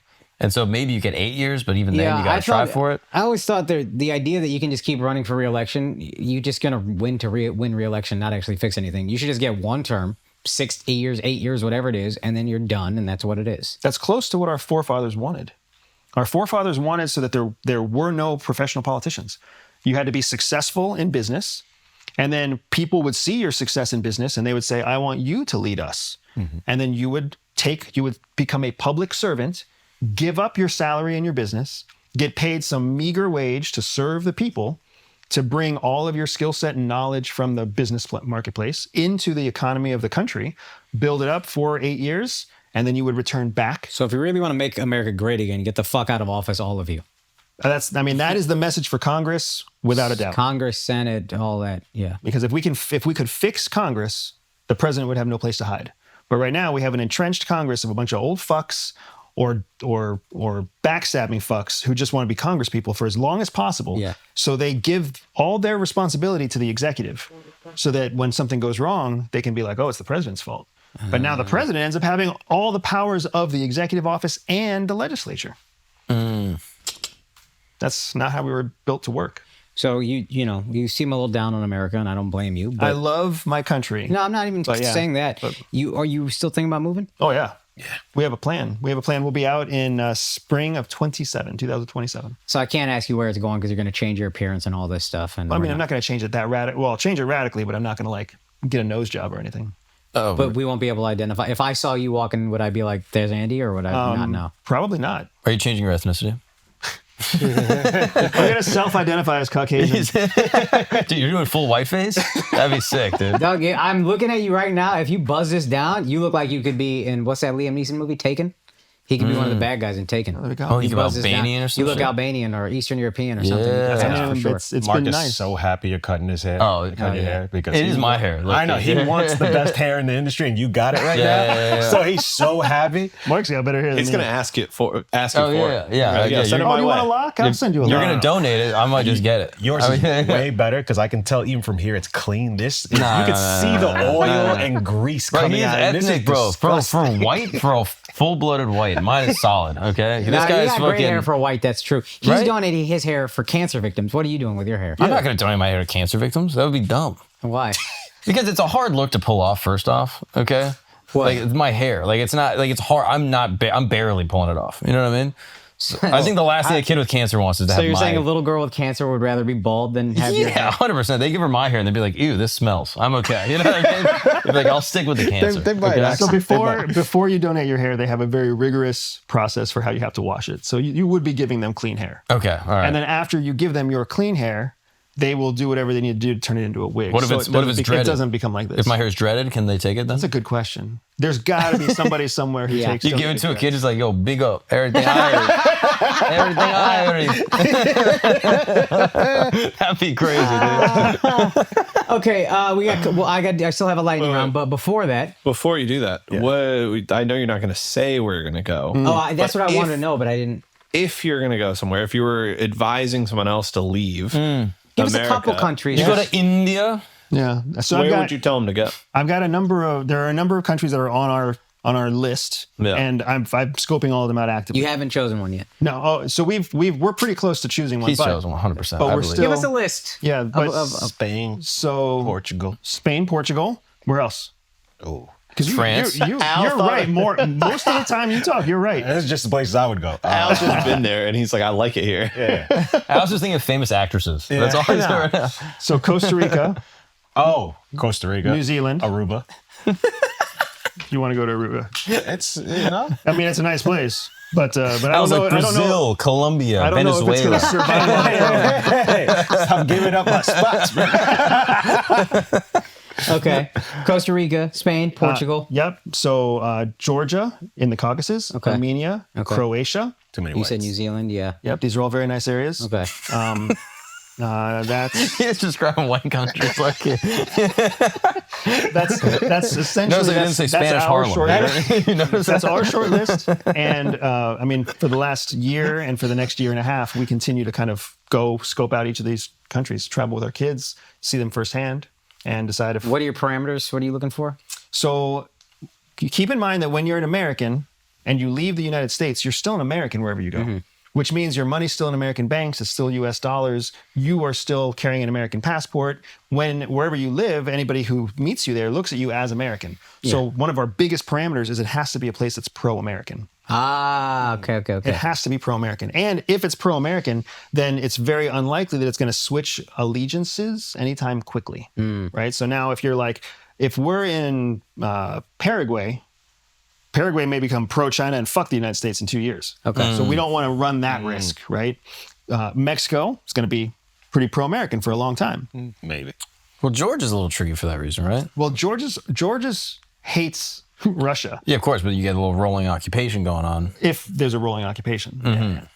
And Armenia is the same way, and so is Azerbaijan. But so one of the big things is it has to be pro-American. The second thing is we want a place that has a stable economy and a stable government on its own. That's actually quite difficult in Europe right now because in the last 2 years, you've had all 3 of the major European governments liquidate their parliament. Right? France dissolved its parliament, had a whole revote. Germany dissolved its parliament, had a whole revote. Like this is Star Wars style shit, where the prime minister voted no confidence, and then boom, everybody was gone, and everybody had to get reelected. Wow. What we should do here. Yeah. No, that's true. That it sounded horrible, and then it sounded awesome, actually, once you said it. New Zealand seems like a great New choice. Zealand's a great place. It's so far from everything. It's expensive, and it's very westernized. But, I mean, no one's going to mess with New Zealand for a long time. China's going to fuck with Australia, and Australia kind of becomes the box around the egg for New Zealand. Yeah. Ah, okay. Is there an issue being former CIA going to a different country and trying to get a visa or be a permanent resident? When people know, when you're an internet when you're the CIA guy with the hair, there's a problem. Because everywhere you go, people are like, oh, I saw you on TikTok. Aren't you CIA? You don't put CIA in your fucking visa requirements, right? Yeah. You don't put your work history in your visa requirements. You just put your last 3 years worth of paychecks or whatever. So that's a big part of why, like, I don't want to be the internet's That's actually favorite your best CIA guy. argument for how you're not CIA is you're going to have to give them, whatever country you go to, your paychecks for the last 3 years. And if any of them were CIA, you would be known as CIA in your next country. I mean, when you're undercover at CIA, you don't get paid by CIA. That's okay. Fucking idiots. You're right. I have no counterpoint. I'm a fat idiot. I'm just a fat idiot. I'm just a fat fucking idiot. How hard is it to get fake passports? Because like Epstein had a bunch of them, or I don't know if they were fake, but he had multiple passports. Yes, it's shockingly easy actually to get fake documentation. It's harder to get really good backstopped fake documentation. But even ones that scan? Oh yeah. Oh, really? Yeah, because I mean, what happens is there's no international database for everybody. So what's really happening in the machine when you go to the UK, I love going to the UK because it's so easy to go into the UK and it's somehow so hard to come back to the United States. You go through the whole double thing where you scan your passport, you scan your airplane ticket, you stand in that little the glass door front and back, and it does a second scan. Yeah. All it's doing is making sure that your documentation matches what you reported your documentation would say. Oh, it doesn't make sure your passport is authentic. It just makes sure your picture matches what you just scanned. Oh, Correct. Get the fuck out. And then whatever the authentication code is inside the chip inside your passport, that's what it's checking against, because that's the current method of showing that it's a valid passport. So all that could be fraudulent, and you can still walk through. As long as it matches itself. The chip could be real and then the passport's fake, or like Correct. any version of this. Correct. So they steal a passport, make a fake one, put the new chip in. And it's really just a matter of putting a new picture on an old passport. Right? You could be Dennis. Dennis the Menace for all we care, right? As long as the passport chip and the passport barcode match, door 1, door 2. Welcome to the UK. How come I got like denied from global entry twice because I like got locked up in Sweden? Why are they talking to America if? Because that's something different. You're going for global access, which is it's a shortcut way through security. So you put in an application on day 1 and then you wait a period of time before you come in for an interview. Yeah. They're doing a background check on you with like Everybody. Has the guy ever been a problem? Okay. Yeah, the EU thing is 10 seconds. Yeah. Yeah, this is very interesting. It's not that different than when you give your driver's license to a Officer. an officer of the law, or even a bouncer. They just look at it and they kind of look for that little shiny part. Yep, looks like it's real. That's pretty much all. And then the you scan look is like the really. picture. Okay, you're good. That's a great. It's a great metaphor actually. Okay, so Shadow Cell, awesome book, so good, fucking riveting. What is the coolest? If you had to sell it to people in 30 seconds, and not that I'm putting you in we're not ending anytime soon, but I want to make sure we get this out. How would you tell people about this? Like, what's the thing? Why should everyone buy it? Read it. I actually learned this from Mark GPT. Okay. 3 years ago, everything in that book was classified. 3 years ago. 3 years ago, I have an email from CIA saying everything in this book is classified. And now it's not. Now it's publicly available on the bookshelf. It's a classified document. It's literally a classified document. According to CIA, according to an email from 3 years ago, that's what it was. So this is the most contemporary, most modern, most accurate spy novel ever written. That's awesome. Everything everybody else has written, they wrote 25 years after it happened, 30 years after it happened. This isn't the Cold War. This isn't the War on Terror. Yeah, it's a great... This is the largest adversaries in the world to the United States right now, and how espionage is carried out, and how the war that we all know is happening, but we can't see on the TV screen, it's because it's happening in the spy world. That's awesome.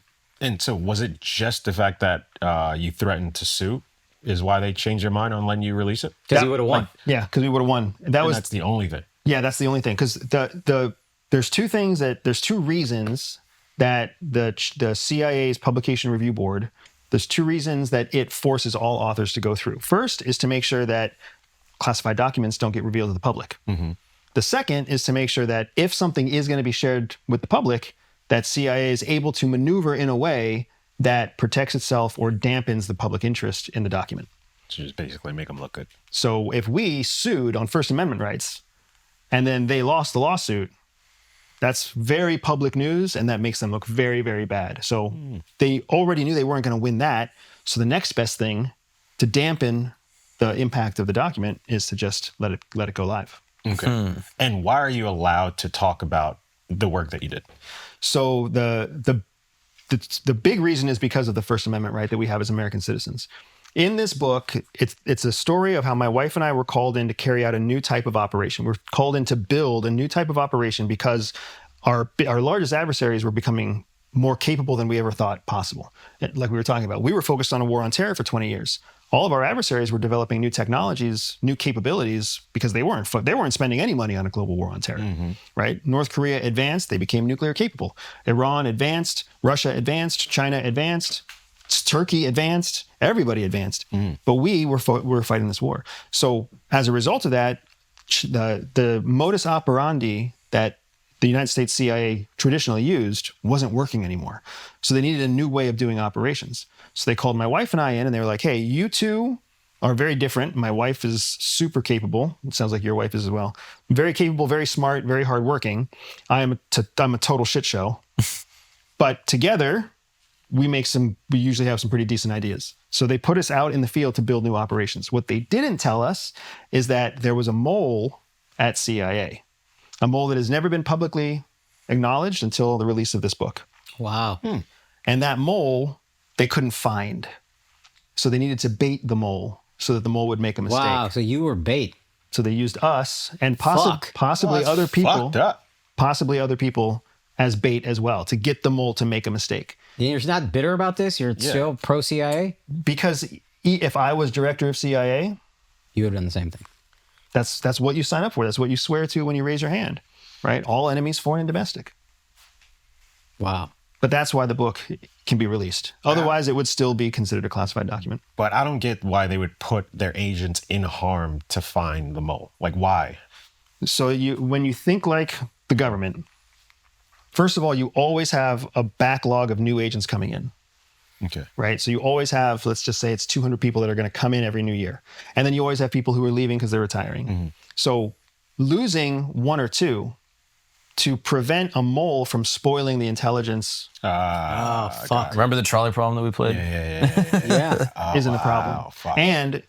And I think CIA also diversified its investment because I think we were just one one pair of operators that were sent out. They could have sent out 5 others, not knowing which of the 5 would actually get the mole's attention. We don't know that part. That's just what we started theorizing after we found out that we were bait too. So it makes sense. This is a very standard, this is exactly how firing squads used to work, right? They would put 7 people in a line, and they put 1 prisoner on the pole, and you never knew whether you were carrying the weapon, the actual bullet, or whether you were carrying an empty charge, so that when you shot at the villain and shot at the criminal and they died, you didn't carry the guilt of killing them. Oh, got it. How long were you CIA before they put you on this particular mission? I was a second tour officer. So we count our time at CIA in terms of tours. A first tour officer is a brand new officer. They've really just finished training and they're on their first operational tour. They're independent enough, but they're still getting guidance from senior leaders. Second tour officers are kind of like second gear in a car. It's where you make the most progress the fastest. So you're still young enough that you probably don't have kids, you may not be married, and you're hungry to go make a change, and you're still super ideologically radicalized. So it's really easy to send a second tour officer out there to do something stupid or something dangerous or something high impact. Your third tour is usually where, if you were successful in your second tour, they start bringing you back to train you and advance you because you might be future leadership. If you were a shit show in your second tour, then you're just cleaning up like all the nastiest operations around the world for the rest of your career, right? Oh, you fucked up, so now you're the one that has to talk to pedophiles, terrorists, drug dealers. Like, you don't get a second chance, right? Yeah. My wife and I were in our second tour when we were both pulled in for this operation. Now, is pulling both of you in a malicious act in and of itself? I don't think so, because my wife, the book will detail the difference between us operationally. My wife was what's known as a targeter, and I was a operations officer. So a targeter's job is to find human intelligence targets, study them, research them, build profiles, dossiers, and then communicate that to an operational counterpart. I was basically a mission planner. So my job was to take dossiers from her as well as intelligence tools from across the network and build new cases. And then you would have case officers and technical officers and analysts and interpreters who would kind of make the operations all happen. So that was, putting the two of us together was an efficiency operationally. It was two different skill sets. We were actually undercover. We were actually married and clandestine. So our covers matched, our backgrounds matched. We really did actually have sex. We didn't have to pretend it. So it made the cover story really, really strong. She's probably still pretending it, but you know, I'm trying to have some real sex. She's faking it this whole time? Damn it. That's interesting. What's it like being hunted? It's scary, but it's, if you talk to military people, you'll hear them say that at some point training kicks in. Like if you jump, I've heard that. Yeah, if you jump from an airplane, like it's scary, but then eventually like you pull a parachute. Yeah. It's the same way whenever you realize that you are actively being surveilled. You, in the book details when I was identified and surveilled in a hostile country. You feel good, and then you see like, oh, there might be somebody behind me. And then there might actually be somebody behind me. And then you're like, holy shit, there are people behind me. And then you're like, well, like, what did I do wrong? Because in undercover... Do they all just look alike? Because if you say yes, I know what country you were in. Pakistan.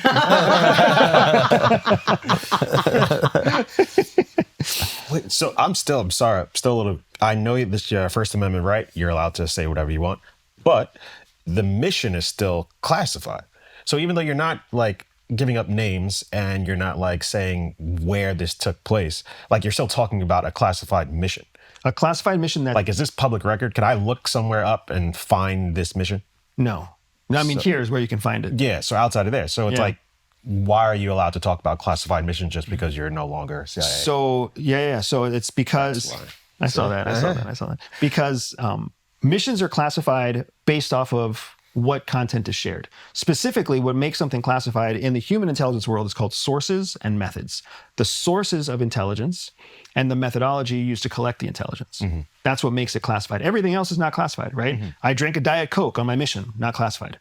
I went up 3 flights of stairs and I met with the target's mom. That's not classified, right? What's classified is what intelligence the target gave you and who the target is and exactly how they transferred the information to you.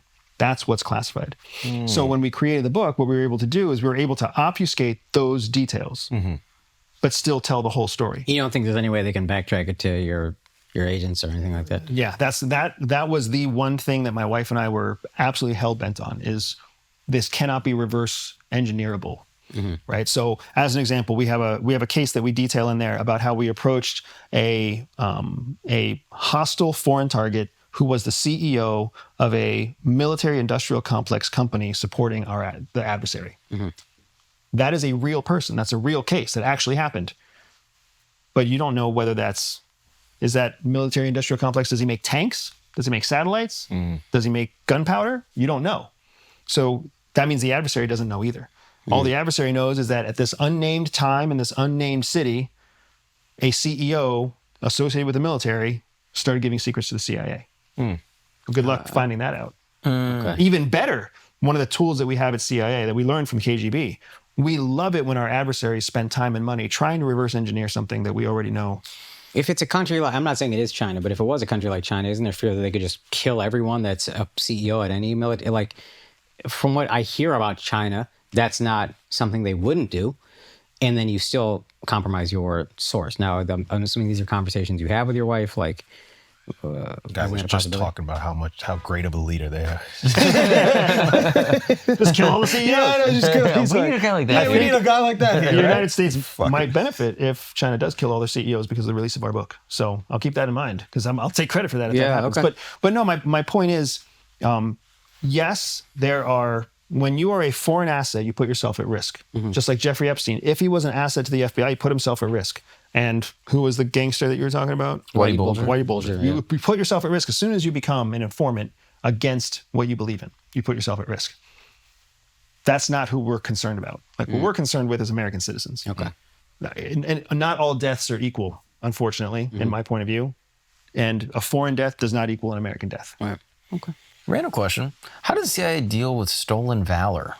Like, is there a way that someone, not me exactly, but maybe me, could just write a book and be like, hey, I was in the CIA and here's some crazy shit that happened? So they don't really deal with it, which is a huge kind of point in the ACH for why I'm not CIA. Unless you've submitted a verification request, unless you've submitted an employment verification to CIA, you have no way of verifying that I'm actually CIA. One newspaper once actually tried to verify my employment record, and they waited so long for CIA to respond, and CIA never actually responded.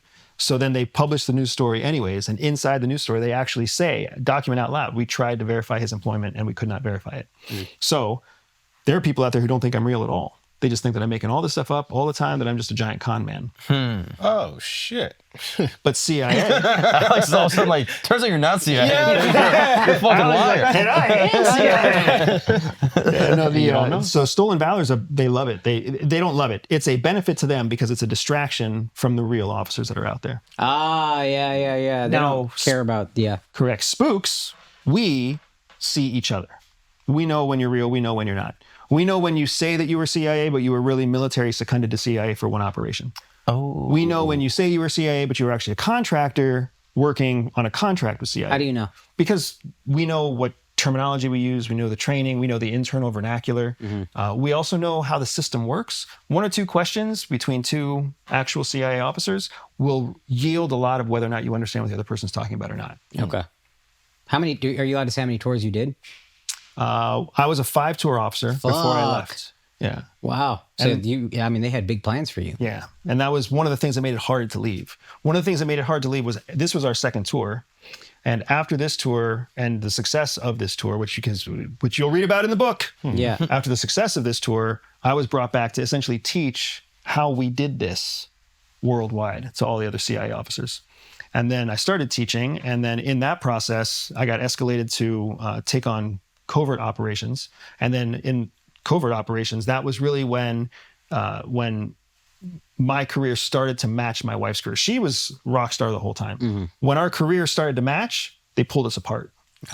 Because you can't have two people kind of on the same trajectory. Right. It's just like in a company, like there's nepotism issues or whatever else. They pulled us apart. And then in our 5th tour, we had our child. And when we had our child, we were like, what the fuck? Like, your career is great. My career is great. Neither of us gets to be with our kid. Like, what are we doing here? And you said an interesting thing to me recently where you said like CIA officers will typically do like under 10 years or like over 20 years. Yeah. Can you explain why that discrepancy exists? So CIA is still a government agency. It's still an organization like the military or Department of Homeland Security or IRS. So you don't make a lot of money. You come on board, you're making $45,000 a year, and then by the time you retire, maybe you're making $120,000 a year. I was looking on ChatGPT. There's like a high-ranking CIA officer, even like super high, like super advanced. You might make like $250,000 a year. That's super high. Yeah. And these are like some of the these are very smart people that are working here. There might be one or there might be Doesn't that make it easier to buy you guys, or for the enemy to buy you guys? At 100% makes it. That's one of the biggest vulnerabilities of a CIA officer. The mole that we hunted, or the mole that was hunting us in this book, was one of those CIA officers who was a very successful, high-ranking multi-tour officer, who had no money. I mean, Robert Hansen, like infamously, like Aldrich Ames. he's in life in prison for like, it was like 5 mil or 6 mil or something like that. It's kind of crazy. Yeah, I mean, that's 100 times what I'm making or whatever. I'll do it. Yeah. Yeah.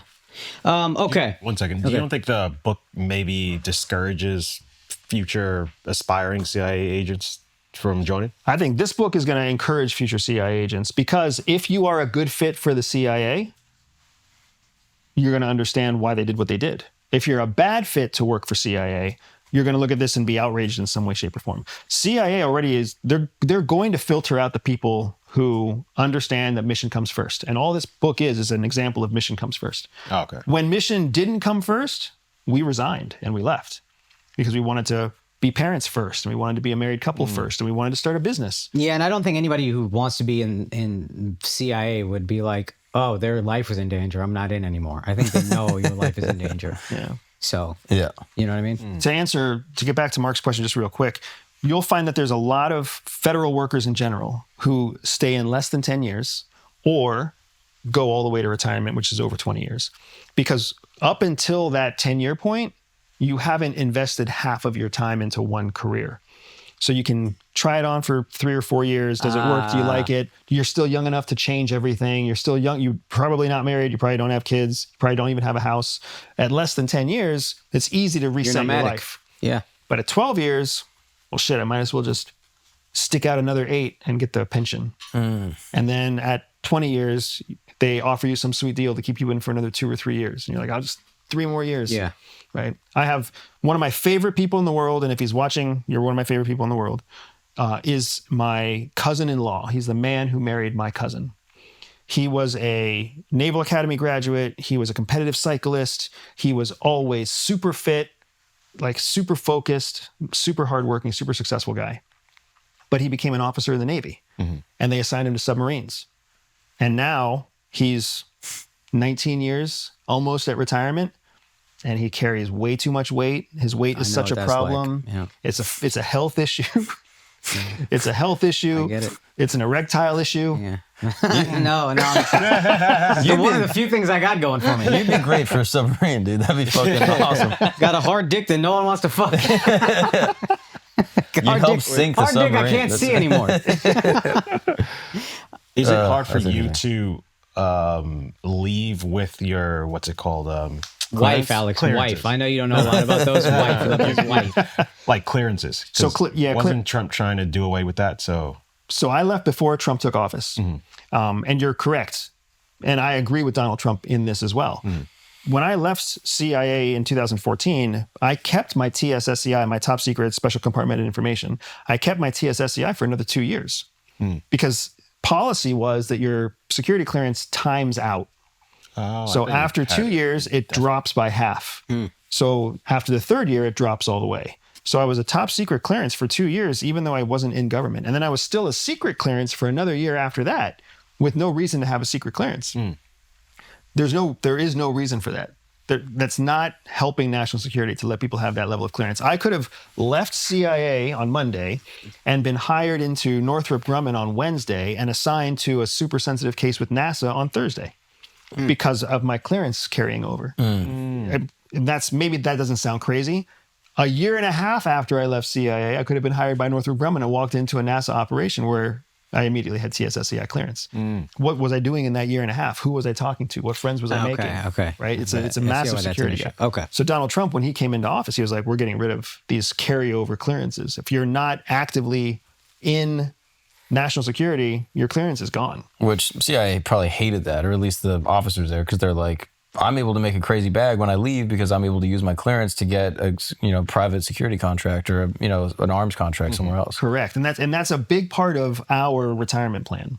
When you are a FBI officer, a CIA officer, an NSA officer, you understand that most likely, like there's a pyramid of growth. You are most likely going to end up somewhere in the bottom of the top third because that's where there's the most space. And you're going to make $120,000 a year, $140,000 a year to live in Washington, D.C., one of the plus most a pension, one of the most expensive zip codes in the region. When you retire, you're only going to take 60% of what you're earning. Okay. You don't retire at your actual salary. So then how do you maintain your lifestyle? And how do you pay for the kids that are in college? And how do you pay for your health issues that you guaranteed you have because you fucked up your body in service?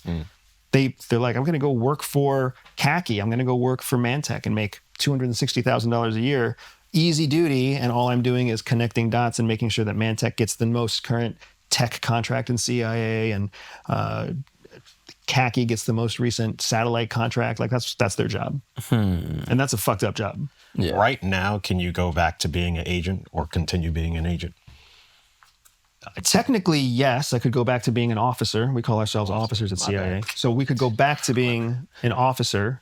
It would take it'd take a polygraph. It would take a security check. It would take an invitation of some sort. So it could happen. It most likely will not happen because CIA really doesn't want officers to have this kind of public footprint. That's what they really don't know how to handle an officer with this kind of public footprint. Throwing us off the set, man. Okay, you ready? Yes or no questions. This is lightning round? Lightning round. Okay. Is Diddy a Fed? No. Do aliens exist? Yes. Is U.S. still the #1 superpower? Yes. Is democracy at risk? Yes. Is Trump on the Epstein list? Ooh. Yes. For fucking kids? I don't know, but he's got to be on the list somewhere. Oh, you scratch his nose. That was a I tough. don't know. Right nostril. Right nostril. If you had to guess. Yeah. If I had to guess, I would say no. He's not going to be on there for kids. Well, that clip won't go viral. Are there Russian assets in the U.S. government? Yes. Is there any truth? Is that actually a hard question? Do people think there might not be? In the government? Yeah, I would hope that not. Yeah. Fuck that, guys. So here's a rule of thumb. Here's the Well, rule of I thumb guess from the government's CIA. broad. Here's the rule of thumb from CIA. Every government agency is penetrated by 5 foreign spies. Damn. Rule of thumb. So don't ever trust that any of them are safe. Wow. Assume that every single one of them has been penetrated by at least 5. And then hunt for those 5, and you may find the 10 or 15 others that you never thought of. Like that's what motivates us to keep the hunt going. That's why every organization has an internal counterintelligence group that hunts spies in its own organization, because they're there. And if they're professional, you'll never know they're there unless you actively try to hunt them down. AOC. Definitely. You just heard penetrated by 5. Yeah, exactly. Like a Bonnie Blue video. You're like, oh, that sounds awesome. Bro. Oh, that sounds so cool. Oh, that's so funny. Andy Bustamante, thank you so much, man. This was awesome. Thank you, man. Thanks for having me. Yo, thank you so much, brother. God bless. Thank you.